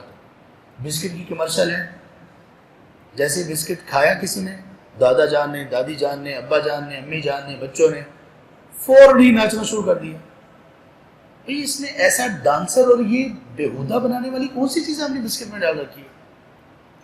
چائے کی کمرشل ہے، چائے پی، بس پہلا گھونٹ پیا بندہ بالکل اسلام ایمان سے، مسلمانوں کی جو زندگی ہے، جو تہذیب اور کلچر ہے، اس سے نکل کر کس میں؟ ڈانسرز میں شامل. موبائل کی کمرشل، موبائل لیا فوراً نائٹ کلب، ناچ گانا، لڑکے لڑکیاں سب. ان سازشوں کو پہچانی ہے محترم والدین. آپ ذرا اپنی آنکھیں کھلی رکھیے، اور ہمارے یہ جو نوجوان ہیں جو لاشعوری طور پر ان چیزوں کا شکار ہو رہے ہیں، ان سے بھی ریکویسٹ ہے کہ اللہ کے لیے خیال کیجئے. کچھ کہاں جا رہی ہے ہماری اولاد، ہو کیا رہا ہے ہمارے ساتھ. اور پھر جن لوگوں نے اپنے گھروں میں یہ سب ٹی وی رکھے ہیں وہ بھی ذرا خیال کریں کون سی باتیں ان پر بلند ہو رہی ہیں۔ جب یہ سب چیزیں ہوں گی تو گھروں میں قرآن کی آوازیں کہاں سے آئیں گی؟ جو ہمارے دیہاتوں ہمارا کلچر تھا، اسلام کا کلچر، ہمارا ایک مشرقی کلچر تھا۔ صبح اٹھنے کے بعد گھروں میں کیا ہو رہا ہوتا تھا؟ ہر بندہ اپنی اپنی مصروفیت میں لگا ہوا ہے، اور ہر مصروفیت سے پہلے نماز پڑھنے کے بعد تلاوت کی آوازیں بلند ہوتی تھیں، اماں جان بھی پڑھ رہی ہیں، ابا جان بھی پڑھ رہے ہیں۔ کیوں ان ظالم لوگوں نے یہ کمرشل دی میٹرس کی، یہ کمرشل دی چائے کی، فلاں کی، کیوں انہوں نے ایسا نہیں کیا کہ یہ دینے کے بعد کمرشل بنانے کے ساتھ وہ یہ کرتے کہ ابا جان اٹھے ہیں، فجر میں بڑی جلدی ان کی تہجد میں آنکھ کھل گئی ہے، انہوں نے تہجد بھی پڑھی اور قرآن کی تلاوت بھی شروع کر دی کہ مجھے ایسا میٹرس ملا کہ مجھے بڑی سکون کی نہیں، میں ٹائم پر اٹھ گیا۔ کیوں ان کو یہ توفیق نصیب نہیں ہوتی؟ کیا یہ مسلمان نہیں ہے؟ کیا یہ اسلام کے نام لیوا نہیں ہے؟ کتنا بڑا حملہ ہوا ہم پر، اور ہم کس طرح سے اس حملے کا شکار ہو گئے۔ تو طہارت و پاکیزگی کی یہ باتیں ذہن میں رکھیے، اسلام کس پر آپ کو کھڑا کرتا ہے اور لوگ آپ کو کس چیز کی طرف لے کے جا رہے ہیں۔ اور یہ تمام چیزیں، کارٹونز، گیمز، موویز، کمرشل، سب کس طرف لے کے جا رہی ہوتی ہیں؟ ان کی الٹیمیٹ چیز کیا ہے؟ بےہودگی، زنا، بدکاری، پورنوگرافی، سب چیزیں جس میں ہر دوسرا چوتھا بندہ گرفتار ہے مسلمانوں کا۔ یہاں تک کہ کسی ایک سال میں سب سے زیادہ جس نے ایسے بےہودہ مواد کو سرچ کیا کسی بھی ملک نے، وہ پاکستان کا ملک تھا۔ کیوں؟ پیچھے سے تیاری، سالوں کی تیاری ہے، سالوں کی تیاری ہے جس میں انہوں نے آپ کو اس چیز پر کھڑا کیا ہے، اور اب ہم لاشعوری طور پر کھڑے ہیں۔ آئیے واپس کس کی طرف؟ کتاب الطہارہ کی طرف آئیے واپس، کس کی طرف؟ لا تقبل صلاۃ بغیر طہور، اس کی طرف واپس۔ انشاءاللہ باقی باتیں ہم چائے کے بعد کرتے ہیں۔ بارک اللہ فیکم۔ دو باتیں ارشاد فرمائیں، ایک یہ کہ اللہ تعالی بغیر پاکیزگی کے وضو کے نماز قبول نہیں کرتے، اور دوسری بات یہ ہے کہ خیانت یا کسی بھی ناجائز طریقے سے کمایا ہوا مال، اس سے صدقہ اللہ تبارک و تعالیٰ قبول نہیں کرتے۔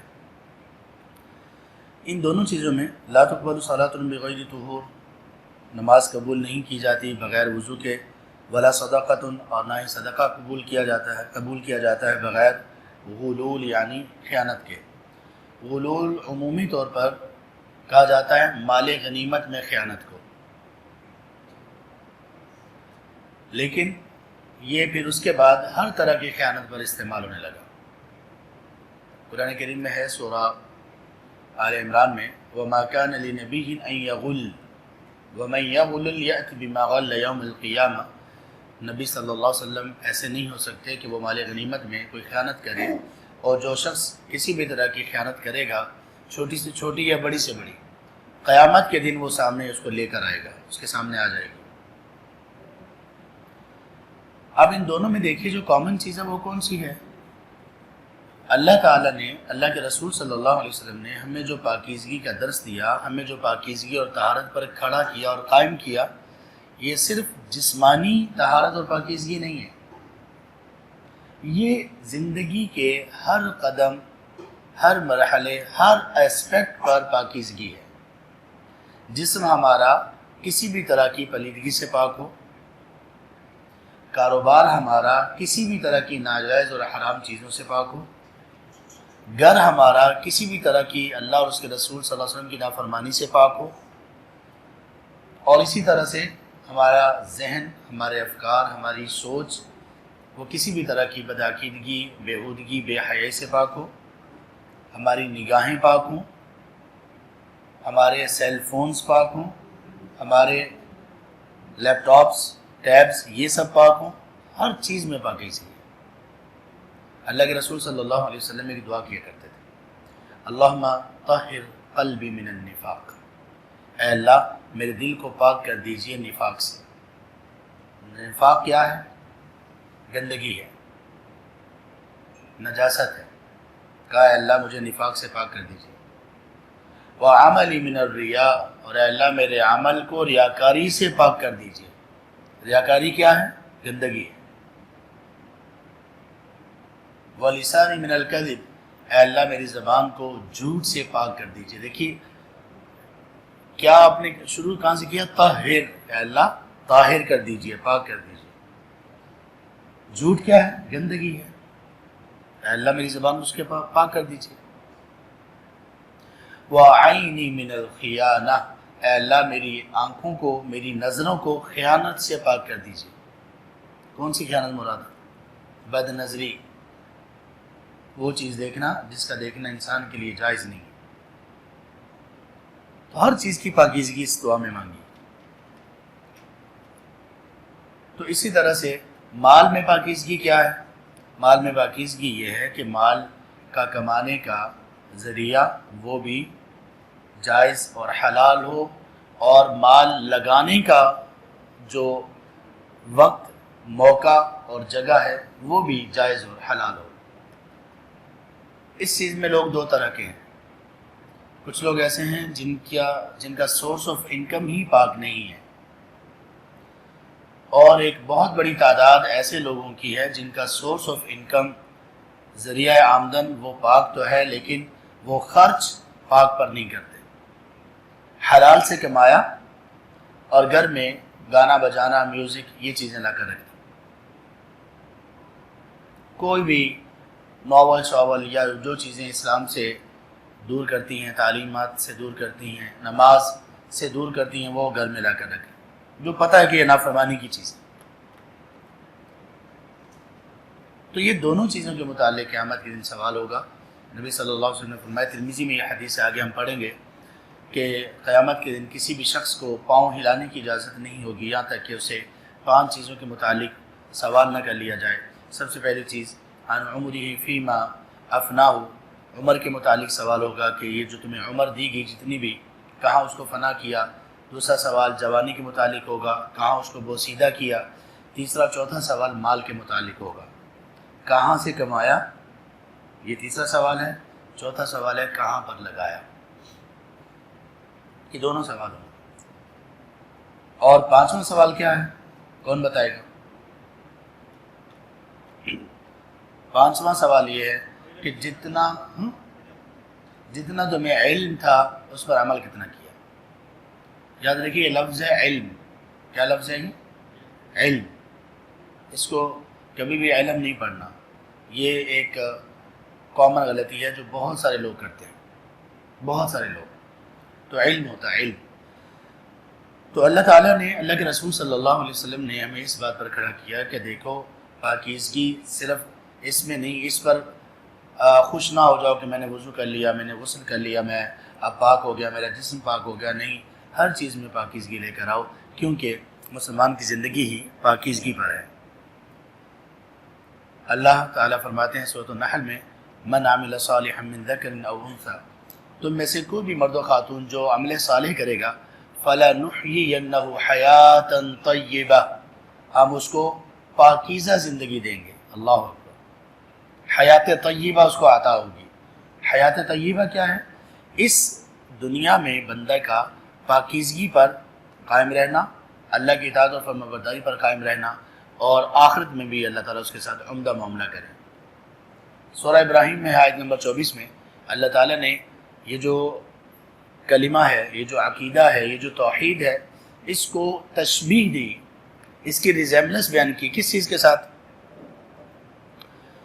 ضرب اللہ مثلا کلمۃ طیبۃ کشجرۃ طیبہ، اس کلمہ کو، توحید کی بات کو کلمہ طیبہ کیوں کہا گیا؟ کیونکہ یہ پاکیزگی والا کلمہ ہے، پاکیزگی پر انسان کو کھڑا کرتا ہے۔ اس کلمے کی بنیاد پر جو معاشرے، جو ریاستیں، جو خاندان، جو گھرانے وجود میں آئیں گے، وہ سب کے سب پاکیزگی پر قائم ہوں گے۔ اس سے مراد کیا ہے؟ توحید۔ وہ نہیں جو ہمارے ہاں 6 کلمے بنے ہوئے ہیں نا، وہ نہیں ہیں۔ ان 6 کلموں کا اس طرح سے بنانے کا کوئی وجود اسلام میں، کتاب و سنت میں نہیں ہے، بلکہ یہ مختلف جگہ کی مواقع کی دعائیں ہیں۔ تو ان کو کلمات کا نام دے دیا گیا۔ اللہ کے کلمات تو اتنے زیادہ ہیں کہ وہ شمار نہیں کیا جا سکتے، شمار نہیں کیا جا سکتے۔ قرآن میں کئی جگہ پر ہے، وَلَوْ أَنَّ مَا فِي الْأَرْضِ، اللہ یہ فرماتے ہیں کہ اگر زمین میں سارے کے سارے جو درخت ہیں مکلمے بن جائیں، 7 سمندر سیاہی بن جائیں، ما نفدت کلمات اللہ، اللہ کی کلمات وہ ختم نہیں ہو سکتی۔ تو یہ کلمہ طیبہ کس کو کہا گیا؟ توحید کو، توحید کا اقرار کرنے کو۔ اس کے الفاظ کچھ بھی ہوں، لا الہ الا اللہ محمد الرسول اللہ، یہ بھی کلمہ طیبہ ہے۔ اشہد ان لا الہ الا اللہ وحدہ لا شریک لہ، یہ بھی کلمہ طیبہ ہے۔ لا الہ الا انت سبحانک، یہ بھی کلمہ طیبہ ہے۔ اللہ لا الہ الا هو الحی القیوم، یہ بھی کلمہ طیبہ ہے۔ تو دیکھیے کہ ہماری پاکیزگی پر تربیت کتنی کی ہے اسلام نے، اور ہم کتنے زیادہ دور ہیں پاکیزگی سے۔ اس لیے اسلام یہ سکھاتا ہے کہ بچوں کی تربیت کے سلسلے میں جب بچے تھوڑی سی شناخت کی عمر کو پہنچ جائیں، جو 3-4 سال کی ہے، تو والدین کو بچوں کو سکھانا چاہیے کہ کس طرح سے واش روم جانا ہے، اور واش روم استعمال کرنے کے آداب کیا ہیں، استنجا کیسے کرنا ہے تاکہ وہ پیشاب کی چھینٹوں سے بھی بچ سکیں، اور تاکہ وہ پاکیزگی کا صحیح طرح سے پاکیزگی حاصل کر سکیں۔ تربیت ہے ہماری پاکیزگی پر۔ ایک اس حدیث میں اور بات ہے، وہ یہ کہ لا تقبل سے مراد کیا ہے؟ نماز قبول نہیں ہوتی۔ بہت ساری جگہوں پر، جیسے ایک حدیث میں آپ صلی اللہ علیہ وسلم نے فرمایا کہ جو غلام اپنے آقا کو چھوڑ کر بھاگ گیا، اس کی نماز قبول نہیں ہوتی۔ جو شخص کسی نجومی کے پاس گیا اور اس کی بات کی تصدیق کی، اس کے بارے میں، شراب پینے والے کے بارے میں، اس طرح کی کچھ چیزیں آتی ہیں۔ تو یہ کیا معنی ہے ان کا؟ دیکھیے، جہاں پر ایسے الفاظ آتے ہیں کہ یہ نماز قبول نہیں ہوتی، تو وہ کبھی کبھی اس سے مراد ہوتا ہے کہ نماز ویلڈ ہی نہیں ہے، نماز ہوتی ہی نہیں ہے، کبھی یہ مراد ہوتا ہے۔ اور کبھی یہ مراد ہوتا ہے کہ نماز ہو تو جاتی ہے لیکن ثواب نہیں ملتا، ثواب میں نقص ہوتا ہے۔ نماز اللہ کیا کنسیڈر ہوگی کہ اس نے نماز پڑھ لی ہے، لیکن اس پر اجر وہ خاصا کم ہو جائے گا۔ تو یہ کب پتہ چلے گا کہ لا تقبل اس طرح کے الفاظ سے مراد جو نفی کی جا رہی ہے قبول ہونے کی، وہ نفی سے مراد نماز کا نہ ہونا ہے یا ثواب میں نقص ہے۔ اس کا قاعدہ یہ ہے کہ جہاں پر کوئی ایسی چیز ہو جس سے منع کیا جا رہا ہو، ایسی کوئی بات اور سبب ہو جہاں پر یہ الفاظ استعمال ہو رہے ہوں جو نماز کے ارکان میں یا نماز کی شرائط میں شامل ہوں، تو وہاں پر لا تقبل سے مراد ہوگا کہ نماز ہوتی ہی نہیں ہے۔ اور جہاں پر جس چیز کے بارے میں یہ کہا جا رہا ہے وہ نماز کے ارکان اور شرائط یا کسی ایسی چیز سے نہ ہو جس سے نماز کے ہونے یا نہ ہونے پر اثر پڑتا ہے، تو پھر وہاں پر مراد یہ ہوگا کہ اس کے ثواب میں نقص آ جاتا ہے، ثواب نہیں ملتا۔ اس قاعدے کے تحت ابھی آپ یہ بتائیے کہ یہاں لا تقبل صلاۃ بغیر طہور کیا مراد ہے؟ نماز کا ثواب نہیں ملتا یا نماز ہوتی نہیں ہے؟ نماز ہوتی نہیں ہے، وضو کے بغیر نماز ہے ہی نہیں۔ کیوں؟ وضو نماز کی شرط ہے، اور شرط کا مطلب یہ ہوتا ہے کہ اگر شرط نہ پائی جائے تو وہ جو کام ہے، وہ جو عمل ہے، وہ بھی ہوتا ہی نہیں، ویلڈ ہی نہیں ہوتا۔ وضو نماز کی شرط ہے، طہارت نماز کی شرط ہے، اگر یہ نہیں تو نماز نہیں۔ اب باقی جو چیزیں ہیں، جیسے شراب پینے والا شخص، اب اس کی نماز کے بارے میں بھی لا تقبل کے الفاظ آتے ہیں۔ اب کیا وہ نماز پڑھنا چھوڑ دے؟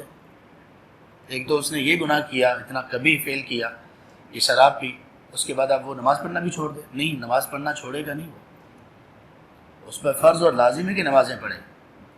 تو لا تقبل کا وہاں بھی معنی کیا ہے؟ وہاں پر معنی یہ ہے کہ اس کی نماز کا اجر کھو دے گا۔ اسی طرح ایک غلام اپنے آقا سے بھاگ جاتا ہے، تو بھاگنے میں نماز کا کیا معاملہ ہے؟ تو یہاں نماز کو اس کے ثواب کے ساتھ ریلیٹ کیا گیا ہے۔ تو ولا صدقۃ من غلول، غلول سے مراد آپ کو بتا دیا کہ یہ ہر طرح کی وہ چیز جو کہ نماز جس سے نہ ہوتی ہو، وہ چیز جو خیانت یا ناجائز طریقے سے ہر کمائی ہوئی چیز کو غلول کہتے ہیں۔ قال حناد فی حدیثہ، اب آگے امام ترمذی رحمہ اللہ کچھ وضاحتیں کرتے ہیں۔ کہتے ہیں کہ امام حناد نے اپنی حدیث میں یہ کہا الا بطہور، یہ دو لوگوں سے بیان کی تھی نا انہوں نے حدیث امام ترمذی نے، ایک اپنے استاد قتیبہ بن سعید سے بیان کی اور دوسرے اپنے استاد حناد بن سری سے اس حدیث کو بیان کیا. تو امام ترمذی یہ کہتے ہیں کہ میرے استاد حناد نے جو حدیث بیان کی اس کے الفاظ کیا ہیں؟ وہ ہے لا تقبل صلاة الا بطہور، الا کے الفاظ ہیں، جبکہ جو دوسرے شیخ ہیں قتیبہ ان کے الفاظ کیا ہیں؟ بغیر طہور. دونوں میں فرق ہے؟ کوئی فرق نہیں ہے، معنی میں کوئی فرق نہیں پڑتا. تو پھر یہ کہنے کی کیا ضرورت ہے؟ اس کی ضرورت یہ تھی کہ محدثین اہل علم اس علم کے بارے میں امانت کے اعلیٰ درجے پر فائز تھے، اعلیٰ درجے پر. ایک واو بھی اگر اپنے استاد سے سنا تو وہ بیان کیا. ایک واو کیا چیز ہے، واو اور فا کیا چیز ہے، اس کو بھی بیان کرتے تھے اور بتاتے تھے کہ میں نے فلاں سے یہ سنا. اور اگر اس کے الفاظ مختلف ہوتے تو ساتھ یہ بھی وضاحت کرتے تھے کہ یہ حدیث ہے اور یہ جو الفاظ ہیں ایگزیکٹ الفاظ یہ فلاں استاد سے میں نے سنے ہیں، دوسرے والے استاد کے یہ الفاظ نہیں ہیں. امام مسلم رحمہ اللہ اپنی صحیح مسلم میں ان کی جو بڑی کمال کی بات ہے ان میں سے ایک یہ ہے کہ وہ اس طرح مختلف حدیث کے مختلف الفاظ کو جمع کر دیتے. تو انہوں نے کہا کہ امام حناد نے اپنی حدیث میں کہا الا بطہور.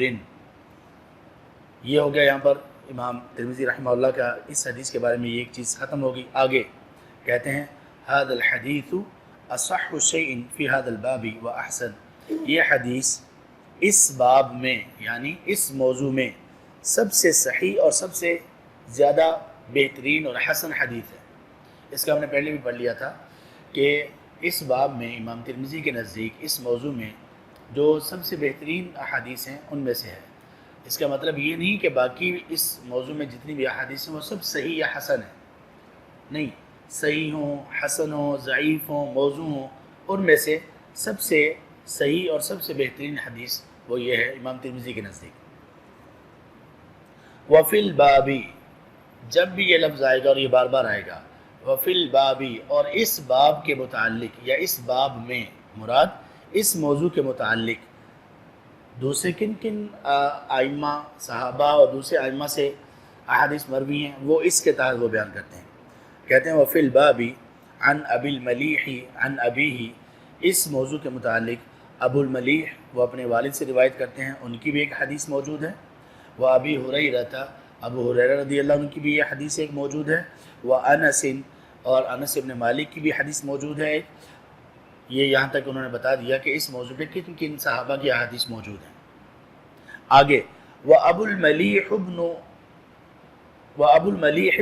اسامہ، اور ابو الملیح بن اسامہ جس کا بھی انہوں نے ذکر کیا، کہتے ہیں وہ کون ہے؟ اسمہ عامر، ان کا نام عامر ہے. جیسے میں نے پہلے بتایا نا کہ ان کے ترمذی کی شرح کرنے والے لوگوں میں جو بہت بڑے ایک شارح ہیں جنہوں نے غالباً سب سے پہلے اس کی شرح کی عارضۃ الاحوذی کے نام سے، وہ امام ابن العربی ہیں. امام ابن العربی 8ویں صدی ہجری کے ہیں. تو انہوں نے جو شرح کی اندلس کے تھے یہ، تو اس شرح میں انہوں نے یہ لکھا تھا، ان کا قول ہم نے کل پڑھا تھا. انہوں نے یہ لکھا تھا کہ امام ترمذی کی اس کتاب میں حدیث کے متعلق 14 علوم اکٹھے کیے گئے ہیں. ان 14 علوم میں سے ایک علم یہ بھی ہے الاسماء والکنہ. راویوں میں یہ چیز بہت میٹر کرتی ہے، یہ بڑی اہمیت کی حامل چیز ہے کہ کسی بھی راوی کا نام بھی پتہ ہو اور کنیت بھی پتہ ہو. اس لیے کہ اسی راوی کو کسی جگہ پر کنیت سے ذکر کیا جا رہا ہوتا ہے اور کسی جگہ پر نام سے ذکر کیا جا رہا ہوتا ہے. ہم جو محدثین کے بارے میں پڑھتے ہیں نا، ان کو اتنے لاکھ احادیث یاد تھیں، وہ ان لاکھ احادیث میں یہ ساری باتیں یاد ہوتی تھیں ان کو. اب 1 لاکھ مثال کے طور پہ، میں چلیں 1 لاکھ کو چھوڑ دیں، 100 کی بات کر لیتے ہیں. جس بندے کو 100 احادیث یاد ہے، صرف 100، ان 100 احادیث میں آپ دیکھیں کہ راوی کتنے ہوں گے؟ کم از کم 500 تو ہوں گے نا، کم از کم. ان 500 ناموں میں سے ہر ایک نام کے بارے میں یہ پتا ہونا کہ اس کی کنیت کیا ہے اور اس کا نام کیا ہے. اللہ اکبر، کتنی بڑی بات ہے، صرف 100 احادیث کے بارے میں. اب آپ ذرا اندازہ لگائیں کہ ان کو جو لاکھوں احادیث یاد تھی، امام بخاری کو 6 لاکھ احادیث یاد تھی. آپ دیکھیں کہ کمپیوٹر آج کا کیا چیز ہے، اور ہر وقت وہ اس بات پر قادر تھے کہ کسی بھی نام کے بارے میں پوچھ لیں، صرف یہ نام کنیت نہیں، کہاں پیدا ہوئے، کہاں فوت ہوئے، کس سن میں پیدا ہوئے، کس سن میں فوت ہوئے، اساتذہ کون تھے ان کے، شاگرد کون تھے ان کے، کرتے کیا تھے، علم کے لیے سفر کہاں کہاں پر کیے، ان کی مشہور باتیں کون کون سی ہیں، کون کون سی روایات ہیں، ایسے سب کچھ یاد ہے۔ یہ لوگ تھے اللہ کی نشانیاں، یہ لوگ تھے جن کے الحمدللہ علم پہنچائے ہوئے علم کو چلتے چلتے یہ ہم تک اللہ کا شکر ہے کیا پہنچا ہے۔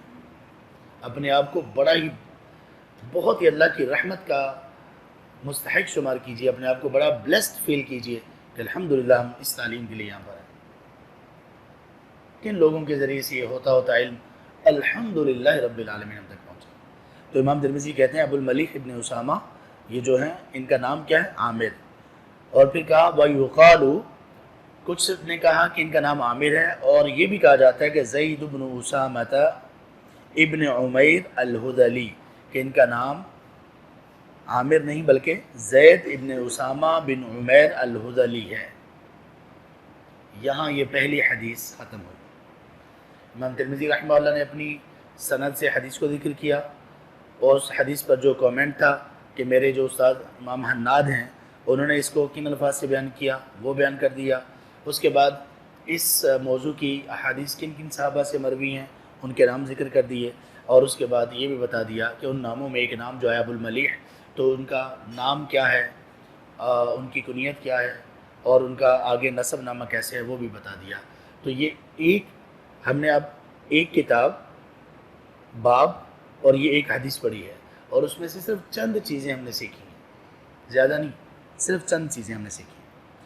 آئیے آگے چلتے ہیں۔ باب ما جاء فی فضل الطہور، باب ہے جو آیا ہے، جو ہمارے پاس علم آیا ہے، فی فضل الطہور، پاکیزگی اور وضو کی فضیلت کے متعلق۔ فی کا معنی میں بھی ہوتا ہے، اور فی کا معنی کے متعلق بھی ہوتا ہے، about anything، فی معنی about anything، اور کے متعلق یہ بھی ہوتا ہے، اور یہاں پر فی جو آئے گا وہ اسی معنی میں آئے گا۔ اب یہ دوسرا باب ہے، باب ما جاء فی فضل الطہور، باب ہے اس چیز کے متعلق جو ہمارے پاس علم آیا ہے، ہمارے پاس جو آیا ہے، ما جاء جو آیا ہے، مراد کیا ہے؟ جو علم آیا، فی فضل الطہور، پاکیزگی اور طہارت کی، وضو کی فضیلت کے متعلق۔ اور یہاں پر عن رسول اللہ نہیں کہا، کیوں؟ اس لیے کہ جب کتاب کا ذکر کیا تو عن رسول اللہ کہہ دیا تھا، وہ تمام ابواب کو یہ چیز شامل ہوگی۔ جی بتائیے۔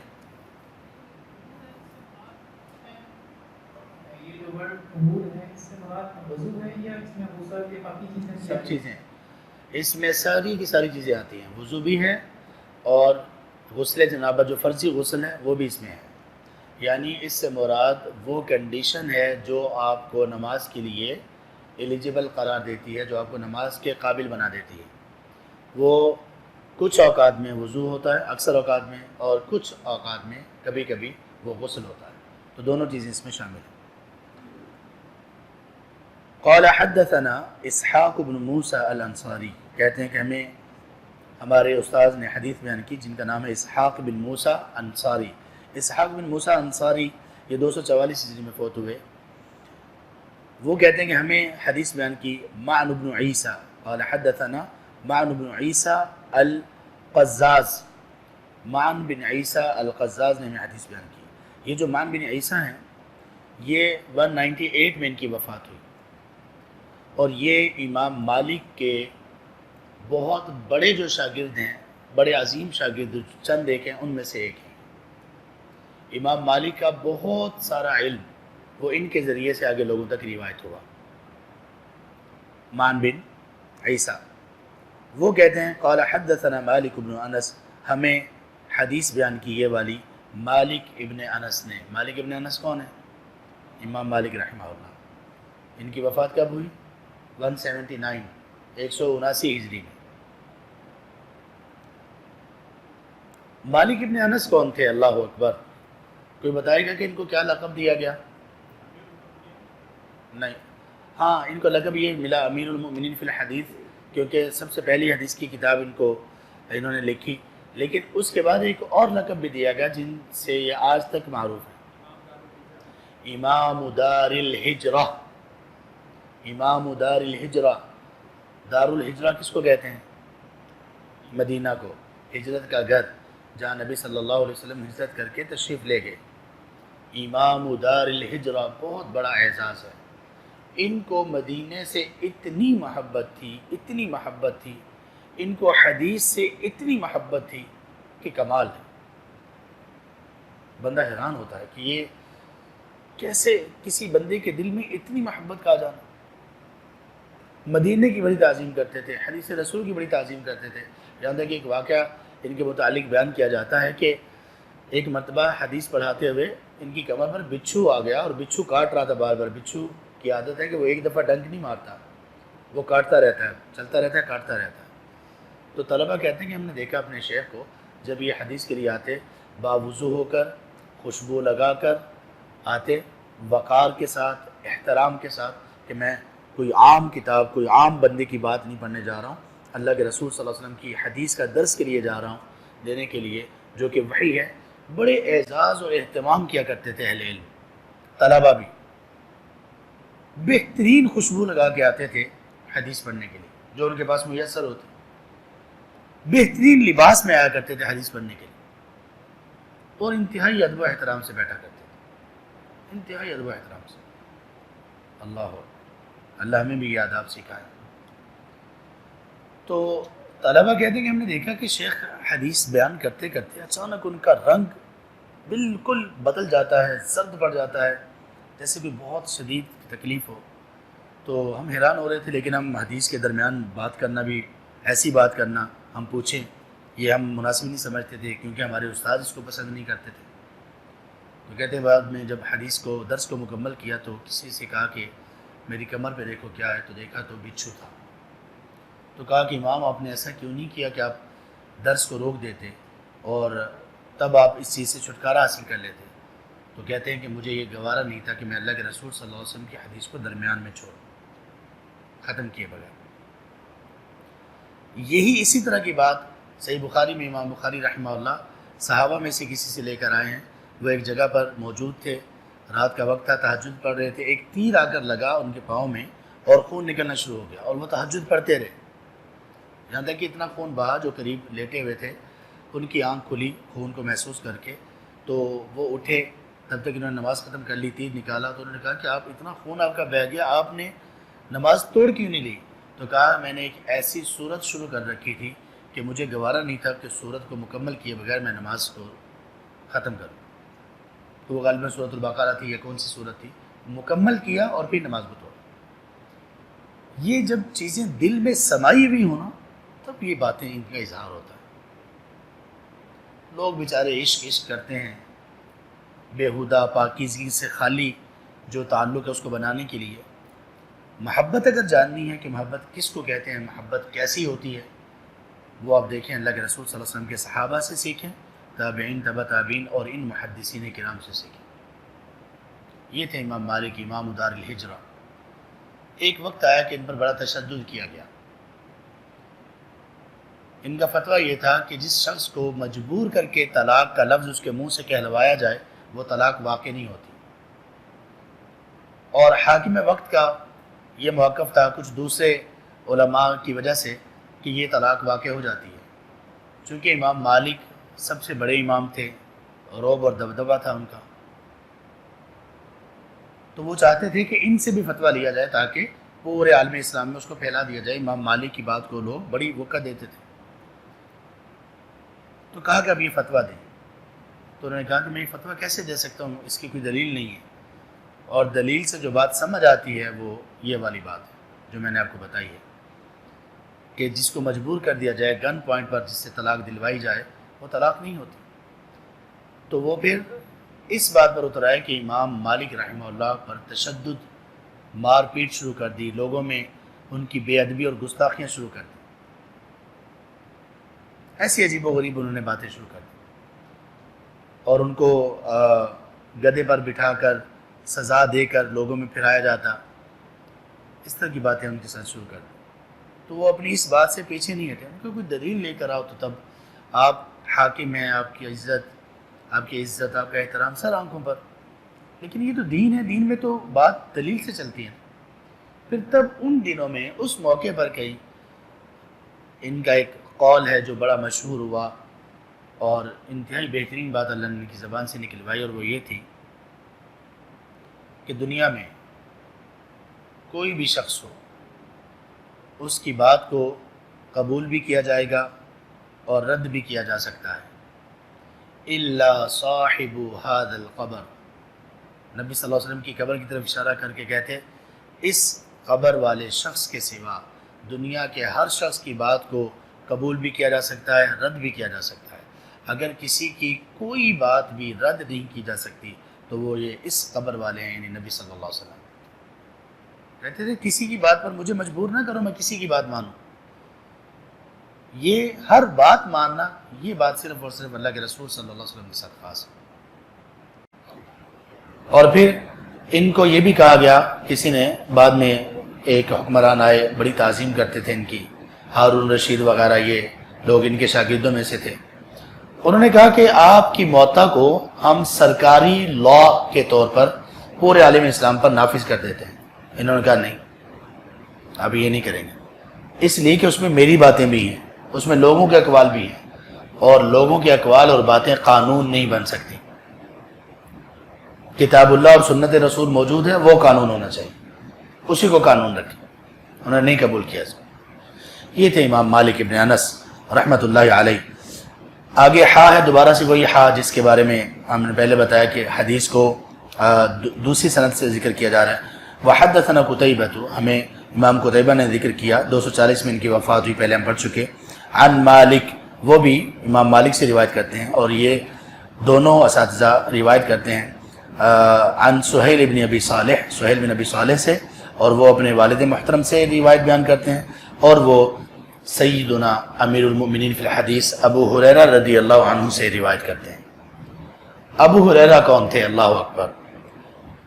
ہمارے کچھ نام نہاد کلمہ گو لوگوں کا ابو ہریرہ رضی اللہ عنہ سے بہت ہی زیادہ بغض کا معاملہ ہے، بلکہ بہت بری اور بےہودگی پر اتر آتے ہیں اس صحابی رسول کے بارے میں رضی اللہ عنہ۔ جو شخص ابو ہریرہ رضی اللہ عنہ پر تان کرتا ہے وہ شخص اصل میں دین پر تان کر رہا ہے، کیونکہ دین کا اتنا بڑا حصہ ان سے مروی ہے۔ تو یہ نہ سوچیں کہ جو لوگ، جن لوگوں کی فطرت اور شریعت میں یہ بےہودگی اور سیاہ پن ہے کہ وہ صحابہ رضی اللہ عنہ پر اپنی زبانیں دراز کرتے ہیں، وہ صحابہ پر زبانیں نہیں دراز کر رہے، وہ دین پر زبانیں دراز کرتے ہیں۔ اور ابو ہریرہ رضی اللہ عنہ تو ایک کسوٹی ہیں، کرائٹیریا ہیں ایمان کو جانچنے کا۔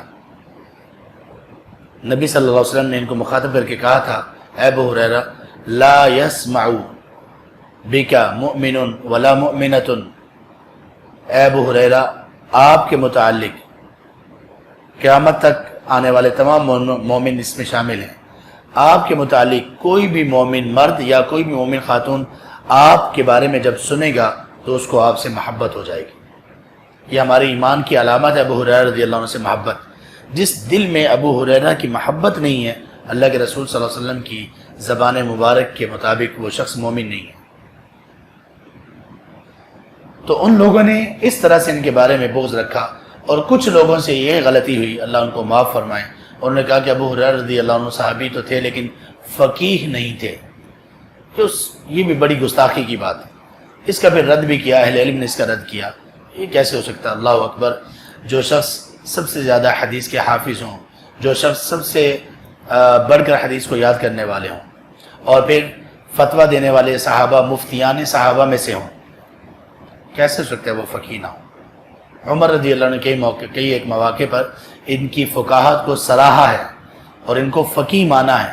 جیسے ایک مسئلہ ان کے پاس آیا، ان سے پوچھا گیا کہ ایک خاتون ہے، وہ 2 طلاقیں ہو جانے کے بعد عدت ختم ہوگی اور وہ کسی اور سے نکاح کر لیتی ہے، اور پھر دوسرا خاوند وہ بھی اس کو طلاق دے دیتا ہے یا فوت ہو جاتا ہے۔ اب یہ پہلے والے شخص سے جب نکاح کرے گی، پہلے والے خاوند سے دوبارہ نکاح کر سکتی ہے یہ۔ اب جب یہ نکاح پہلے والے سے کرے گی تو وہ جو 2 طلاقیں تھیں وہ ابھی تک کاؤنٹ ہوں گی یا ختم ہو جائیں گی، صفر ہو جائیں گی؟ انہوں نے کہا نہیں، کاؤنٹ ہوں گی۔ اگر تو 3 طلاقیں پوری ہو جاتی تو تب صفر ہو جاتی وہ، لیکن یہ 2 تھی، 2 کے بعد اس نے نکاح کیا، تو اب یہ آئندہ اگر کبھی یہ شخص پہلے والا خاوند اپنی بیوی کو طلاق دے گا تو یہ تیسری شمار ہوگی۔ یہ مسئلہ سن کر جناب سیدنا عمر فاروق رضی اللہ عنہ کا ابو ہریرہ رضی اللہ عنہ کے بارے میں کہ آپ واقعی یقیناً آپ فقیہ ہیں۔ 57، 58 یا 59 ہجری میں یہ فوت ہوئے، زیادہ تر قول ہے 59 ہجری میں ان کی وفات ہوئی۔ ان کو ٹائم کم ملا اللہ کے رسول صلی اللہ علیہ وسلم کے پاس آنے کا، اور لیکن جتنا ٹائم ملا انہوں نے کوئی کسر نہیں اٹھا رکھی علم حاصل کرنے میں۔ جو شخص دین کا علم حاصل کرنا چاہتا ہے اور اس نے ابو ہریرہ رضی اللہ عنہ کی زندگی کو نہ پڑھا ہو اور اس کو اپنے لیے مشعل راہ نہ بنایا ہو، وہ ٹھیک سے علم حاصل نہیں کر سکتا۔ پتہ چلے گا آپ کو کہ علم کیسے حاصل کرتے ہیں، یہ والا علم کیسے حاصل کرتے ہیں۔ ابو ہریرہ رضی اللہ عنہ کی زندگی آپ کو بتائے گی۔ 3 سال کچھ عرصے، اتنے معمولی سے عرصے میں اتنا کچھ اللہ کے رسول صلی اللہ علیہ وسلم سے سیکھے۔ اور پھر کبھی ہم یہ بیان کریں گے کہ ابو ہریرہ رضی اللہ عنہ مسلمان کیسے ہوئے، کس کی دعوت پر ہوئے۔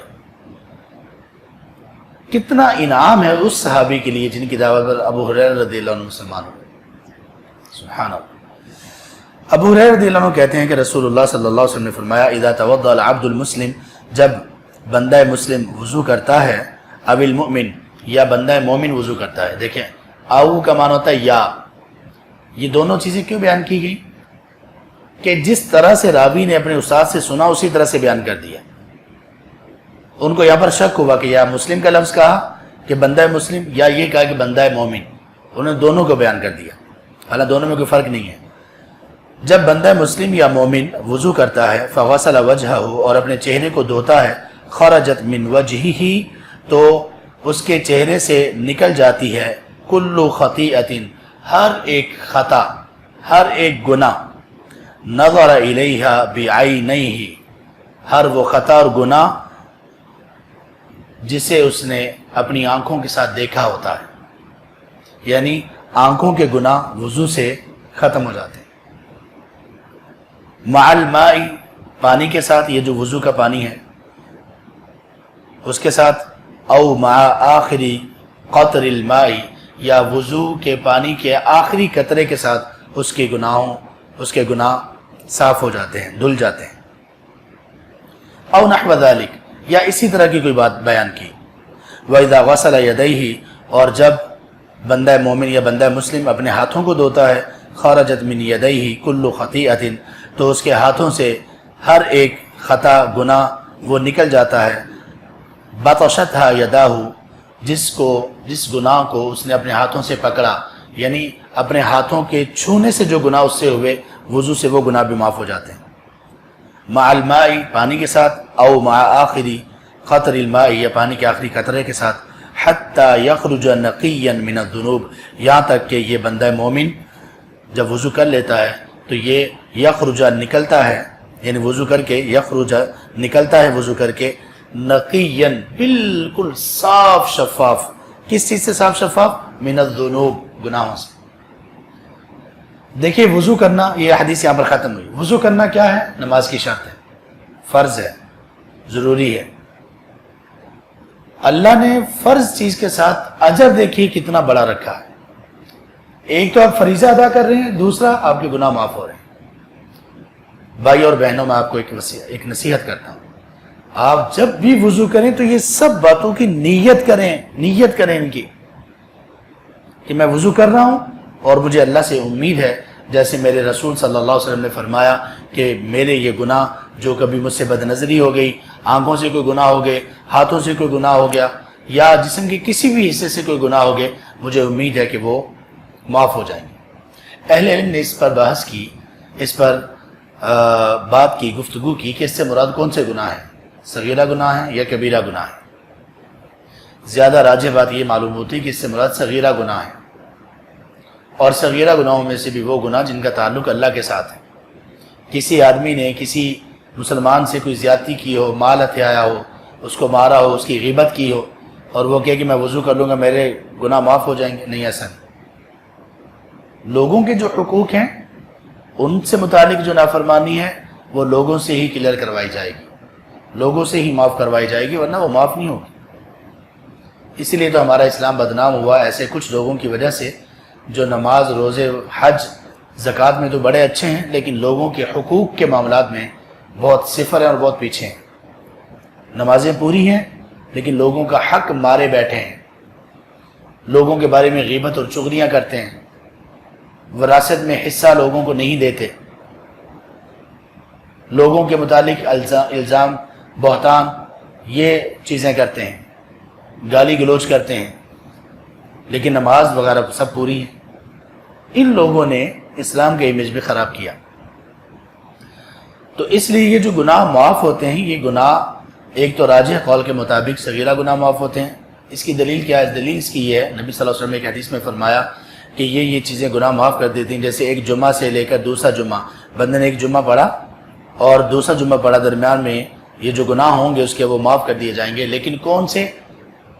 ما لم، آپ نے فرمایا جب تک کہ کبیرہ گناہوں سے اجتناب کیا جاتا رہے، جب تک کہ وہ بندہ کبیرہ گناہ کا ارتکاب نہ کرے۔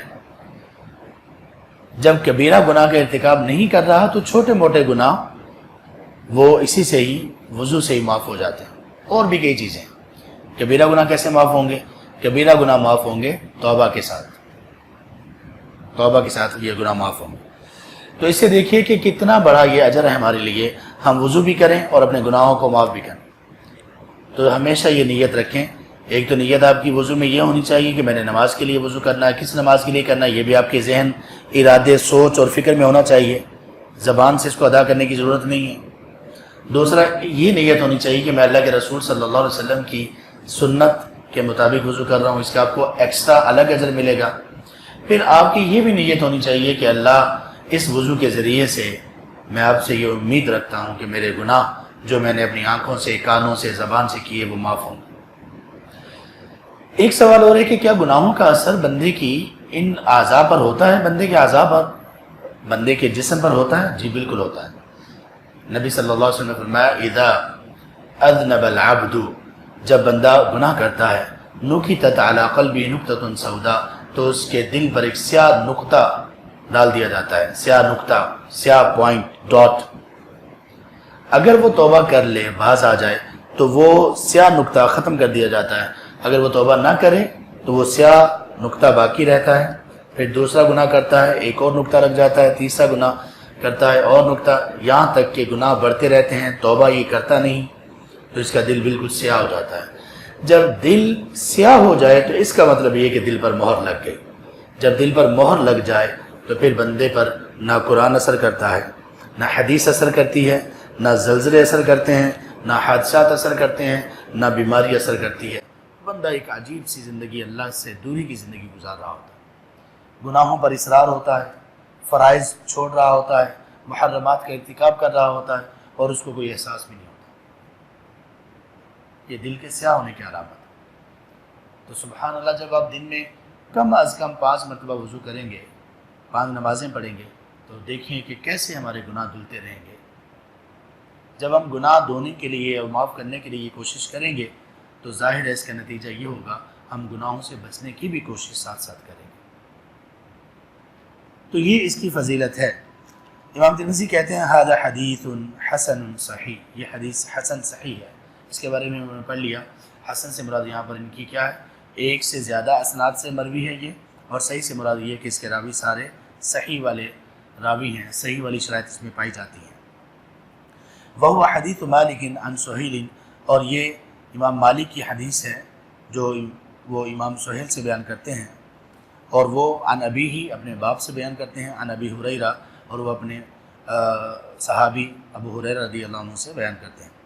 وابو صالح والد سہیل، یہ جو جن کا سہیل کا ذکر ہو رہا ہے، جو راوی ہیں، جو محدث ہیں، کہتے ہیں کہ ابو صالح یہ سہیل کے والد ہیں، ہوا ابو صالح السمان، یہ سہیل کے والد ابو صالح، ان کا نام کیا ہے؟ السمان ان کا نام ہے،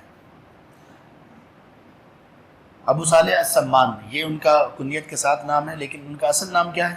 واسمہ ذکوان، ان کا نام ہے ذکوان۔ یہ ایک بات ہوگی، ایک فائدہ۔ دوسرا فائدہ، وابو ہریرہ رضی اللہ عنہ اختلفوا فی اسمہ، کہتے ہیں کہ ابو ہریرہ رضی اللہ عنہ کا نام کیا تھا، اس کے بارے میں اختلاف ہے۔ ابو ہریرہ کیا ہے؟ کنیت ہے، آپ میں سے کس کس نے اپنی کنیت رکھی ہوئی ہے؟ اچھا، ہمارے یہاں یہ رواج نہیں ہے، ویسے یہ سنت بھی ہے، اگر نہ کریں تو کوئی گناہ نہیں ہے، لیکن صحابہ میں یہ چلتا تھا اور آج تک عربوں میں یہ چلتا آ رہا ہے، اور آپ کو ہر محدث اور اہل علم کی کنیت ضرور ملے گی، رکھا کرتے تھے۔ کچھ لوگوں نے یہ سمجھا کہ کنیت اب رکھتے ہیں جب بچے پیدا ہو جائیں، نہیں، بچوں کے بغیر بھی کنیت رکھ لیتے ہیں۔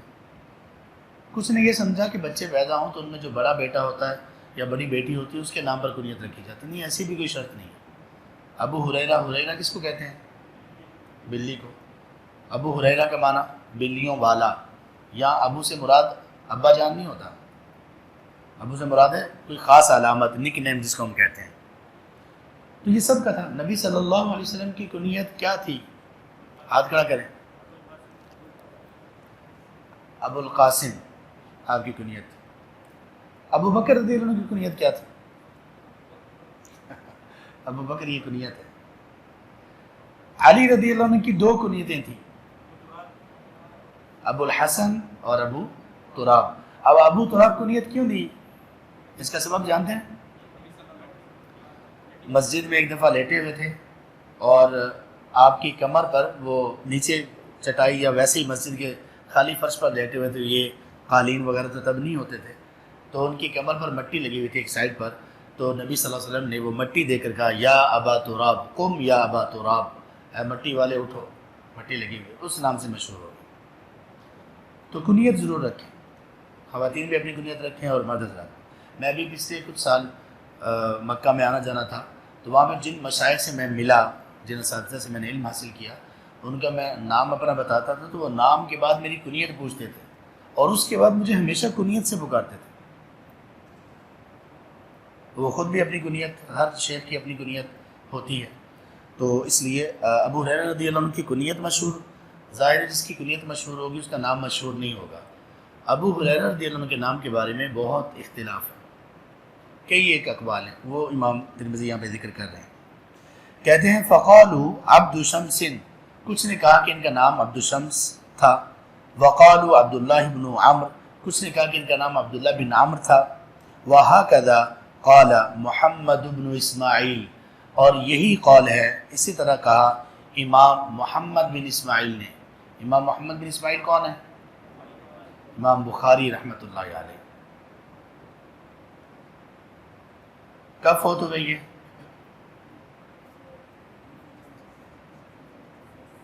جی بتائیے، کوئی کل بتایا تھا 256 ہجری میں۔ اچھا، نیچے سے پیغام آیا تھا کہ انگلش میں ڈیٹس بتایا کریں، کیوں بھائی؟ اس لیے کہ یہ اردو ہماری کمزور ہے، یہ انشاءاللہ ہم اس حدیث کی کلاس میں جو سیکھیں گے نا، اس میں اردو بھی ٹھیک کریں گے۔ 256 کہتے ہیں 256، 256 اس کو کہتے ہیں۔ اچھا، ہمیں سے کس کس کو پتا ہے کہ 67 کس کو کہتے ہیں؟ ہاتھ کھڑا کریں۔ 67 کتنا ہوتا ہے؟ 67 کتنا؟ ویری گڈ، ماشاء اللہ۔ 67 کو 67 کہتے ہیں۔ یہ 67 بھی بڑا مسئلہ ہوتا ہے لوگوں کے لیے، خیر کئی لوگوں کے لیے تو 45 44 بھی بڑے مسائل ہیں، 79 89 بڑے مسائل ہیں۔ نہیں، اردو کے ساتھ ایسا نہ کریں۔ یاد رکھیں، ہمیں اردو سے دور کیا جا رہا ہے، اور یہ دور ہونا ہمارا اردو سے، اس کا مطلب یہ کہ ہمیں عربی سے دور کیا جا رہا ہے۔ کبھی اردو کو مت چھوڑیے، اس لیے ہم کہتے ہیں کہ جب آپ لکھا کریں رومن میں کبھی اردو نہ لکھیں، اردو اپنی زبان میں لکھیں۔ اور یہ ہو رہا ہے، ہمارے بچوں کو اردو آتی ہی نہیں، اسکولوں نے عربی وہ انگلش میڈیم شروع کر دیا، اردو نہ لکھنی آتی ہے نہ پڑھنی آتی ہے۔ لوگوں نے، کچھ لوگ غلط کو غین لام تا کے ساتھ لکھتے ہیں، غلط کو بھی غلط لکھتے ہیں، اور یہ بہت ہے۔ ہر کچھ دنوں کے بعد کوئی ٹرک کے پیچھے، کوئی اخبار میں، کسی اور جگہ پر عجیب و غریب سا وہ غلطی کی ہوتی ہے۔ یہ 1-2 دن پہلے ایک میں دیکھ رہا تھا، اس میں پہلی دفعہ میں نے دیکھا، کون سی چیز تھی، قاف کے ساتھ تھی، قاف کینچی والے کے ساتھ، کسی نے اس کو کاف کے ساتھ لکھا ہوا تھا یا اس کے الٹ، غالباً کاتب کو قاتب لکھا ہوا تھا قاف کے ساتھ۔ تو خیر اس کی کنیت کیا؟ میری کنیت ابو الارقم ہے، اور ابو تمیم بھی ہے، اور ابو امامہ بھی ہے۔ جہاں جب مجھ سے کوئی پوچھتا جو یاد آتی ہے وہ میں بتا دیتا ہوں۔ ہمارے وہ اس طرح سے وہ چونکہ ہم نے اس کو رکھا نہیں ہوا، تو ویسے کوئی ایک کنیت خاص کرنی چاہیے۔ ابو ہریرہ رضی اللہ عنہ کے نام کے متعلق اختلاف ذکر کر رہے ہیں، کہتے ہیں عبداللہ بن عمر بھی کہا جاتا ہے، اور امام محمد بن اسماعیل اسی کو راجح قرار دیتے تھے۔ امام بخاری کے ان کا نام عبداللہ بن عمر ہے، لیکن زیادہ تر علماء نے ان کا نام کے بارے میں کہا ہے کہ وہ ہے عبد الرحمن ابن صخر۔ زیادہ راجح مضبوط اور زیادہ علماء کا کہنا یہ ہے کہ ان کا نام ہے عبد الرحمن ابن صخر رضی اللہ تعالی عنہ۔ وَهَذَا الْأَصَحُ، امام ترمذی کہتے ہیں کہ میرے شیخ محمد بن اسماعیل امام بخاری کی بات زیادہ صحیح معلوم ہوتی ہے۔ وفی البابی، اور اس موضوع کے متعلق جو احادیث ہیں کن سے؟ عن عثمان رضی اللہ عنہ سے بڑی طویل حدیث ہے وضو کے طریقے کے بارے میں اور اس کی فضیلت کے بارے میں۔ اس میں وہ یہ کہتے ہیں کہ جس نے اس طرح سے وضو کیا اور اس کے بعد 2 رکعت نماز ادا کی تو اس کے سارے گناہ معاف ہو جائیں گے جو اس نے سابقہ کیے ہوئے ہوں گے۔ اس حدیث میں کیا جو ابھی ہم نے پڑھی کہ وہ گناہوں سے ایسے پاک اور صاف، وہ جب وضو کر کے فارغ ہوگا تو وہ گناہوں سے پاک اور صاف ہو جائے گا۔ تو اس موضوع پر امام ترمذی کہتے ہیں عثمان رضی اللہ عنہ سے، ثوبان سے، سنابحی ایک راوی ہیں، ان سے بھی روایت ہے۔ وعمر ابن عبسہ، عمر اور عمر میں کیا فرق ہے؟ ہو سکتا ہے آپ کی اسائنمنٹ میں یہ سوال آ جائے۔ واو کا فرق ہے، واو کے ساتھ لکھا جائے تو کیا پڑھتے ہیں؟ عمر، عمرو نہیں پڑھتے، غلط ہے، عمر پڑھتے ہیں۔ واو کے بغیر لکھا جائے تو عمر پڑھتے ہیں۔ ان سے بھی اس طرح کی اس موضوع کی روایت ہے۔ سلمان سے بھی، عبداللہ بن عمر سے بھی یہ روایت ہے۔ آگے وہ ایک اور فائدہ بتاتے ہیں، کہتے ہیں وہ سنابحی هذا الذی، یہ جو سنابحی ہیں یہ وہ ہیں جنہوں نے روا عن ابی بکر صدیق رضی اللہ عنہ، جنہوں نے ابو بکر صدیق رضی اللہ عنہ سے کچھ روایات بیان کی۔ لیس لہ سماع من رسول اللہ صلی اللہ علیہ وسلم، انہوں نے ان کا سماع، ان کا سننا اللہ کے رسول صلی اللہ علیہ وسلم سے ثابت نہیں ہے، یعنی انہوں نے اللہ کے رسول سے خود کچھ نہیں سنا اگرچہ آپ کی زندگی میں موجود تھے۔ ہوا واسمہ عبد الرحمن ابن عسیلہ، اور ان کا نام سنابحی کا نام کیا ہے؟ عبد الرحمن بن عسیلہ ہے۔ اچھا، وہ لوگ جو نبی صلی اللہ علیہ وسلم کی زندگی میں موجود تھے، مسلمان بھی تھے، لیکن آپ سے ان کی ملاقات نہیں ہوئی، انہوں نے آپ صلی اللہ علیہ وسلم کو نہیں دیکھا، کیا یہ صحابی ہیں؟ نہیں، یہ صحابی نہیں ہے۔ تو یہ جو سنابحی ہیں یہ صحابی نہیں ہے۔ کہتے ہیں ان کا نام ہے عبد الرحمن بن عسیلہ ویکنا ابا عبداللہ، ان کی کنیت کیا تھی؟ ابو عبداللہ۔ امام ترمذی کی کنیت کیا ہے؟ ابو عیسیٰ، بار بار آئے گی۔ امام ترمذی کی کنیت کیا ہے؟ ابو عیسیٰ۔ نام کیا ہے؟ محمد بن عیسیٰ۔ جی آگے کہتے ہیں کہ ان کا نام ہے ابو عبداللہ، ان کی کنیت ہے۔ راحل الی النبی صلی اللہ علیہ وسلم، یہ جو سنابحی کے بارے میں ہو رہی بات، یہ نبی صلی اللہ علیہ وسلم کی طرف انہوں نے سفر کیا۔ فقبض النبی صلی اللہ علیہ وسلم وهو فی الطریق، اور یہ راستے میں ہی تھے کہ نبی صلی اللہ علیہ وسلم کی وفات ہو گئی۔ ایک روایت میں آتا ہے کہ یہ تب پہنچے مدینہ میں جب نبی صلی اللہ علیہ وسلم کو فوت ہوئے 4-5 دن ہو چکے تھے، صحابیت کے شرف سے رہ گئے۔ وقد روا عن النبی صلی اللہ علیہ وسلم احادیث، انہوں نے نبی صلی اللہ علیہ وسلم سے بھی کچھ احادیث بیان کی ہیں، صحابی نہیں ہے لیکن نبی صلی اللہ علیہ وسلم سے ڈائریکٹ کچھ احادیث بیان کی ہیں۔ کہتے ہیں وَالسُّنَابِحُ بْنُ الْأَعْصَرِ الْأَحْمَسِي، ایک اور نام ہے، وہ نام ہے سنابح بن اعصر احمسی، صاحب النبی، یہ نبی صلی اللہ علیہ وسلم کے صحابی ہیں۔ نام ایک جیسا تھا نا، تو وضاحت کر دی کہ یہ وہ صحابی ہیں جو اس سند میں آئے، یہ وہ ہیں جو صحابی نہیں ہیں۔ نبی صلی اللہ علیہ وسلم کے پاس مدینہ میں پہنچے تو آپ کا 4-5 دن پہلے آپ کی وفات ہو گئی تھی، لیکن ایک دوسرے اسی نام کے ملتے جلتے نام کے صحابی ہیں، وہ اللہ کے رسول صلی اللہ علیہ وسلم کے صحابی تھے۔ یقال لہ السنابحی ایضاً، ان کو بھی سنابحی کہا جاتا ہے، یہی نام ہے سیم ان کا۔ وانما حدیثہ قال، اور ان کی احادیث میں سے ایک یہ حدیث بھی ہے، وہ کہتے ہیں سمعت النبی صلی اللہ علیہ وسلم یقول، میں نے نبی صلی اللہ علیہ وسلم کو فرماتے ہوئے سنا، انی مکاثر بکم الامم، میں تمہاری وجہ سے باقی امتوں پر فخر کروں گا، فلا تقتتلن بعدی، سو تم لوگ میرے بعد ایک دوسرے کو قتل مت کرنا، قطعاً ایک دوسرے کو قتل مت کرنا۔ کیا مطلب ہے اس حدیث کا؟ کہ میں تمہاری کثرت کی وجہ سے باقی امتوں پر فخر کروں گا کہ دیکھو اللہ نے مجھے کتنی بڑی امت دی، لہٰذا تم اے میرے صحابہ، اے میرے امت کے لوگوں، میرے بعد تم لوگ آپس میں ایک دوسرے کو قتل مت کرنا۔ کیوں؟ قتل کرنے سے کیا ہوگا؟ لوگوں کی کمی ہوگی۔ تو یہ حدیث ان سے مثال کے طور پر انہوں نے بیان کر دی۔ اب اس حدیث سے کیا ہمیں معلوم ہوا؟ معلوم یہ ہوا کہ بچے اور مسلمان تعداد میں زیادہ ہونے چاہیے، یہ اسلام کی تعلیمات ہے۔ آگے انشاءاللہ یہ حدیث جب آئے گی تو ہم اس پر مزید بات کریں گے۔ آج ہم نے 2 احادیث صرف پڑھی ہیں اور زیادہ کچھ تفصیلات ہم نے بیان کی ہیں۔ ایک تو آپ کے پاس کتابیں نہیں ہیں، انشاءاللہ جب آئندہ کتابیں آ جائیں گی تو مزید آپ کو انشاءاللہ سمجھنے میں آسانی ہوگی۔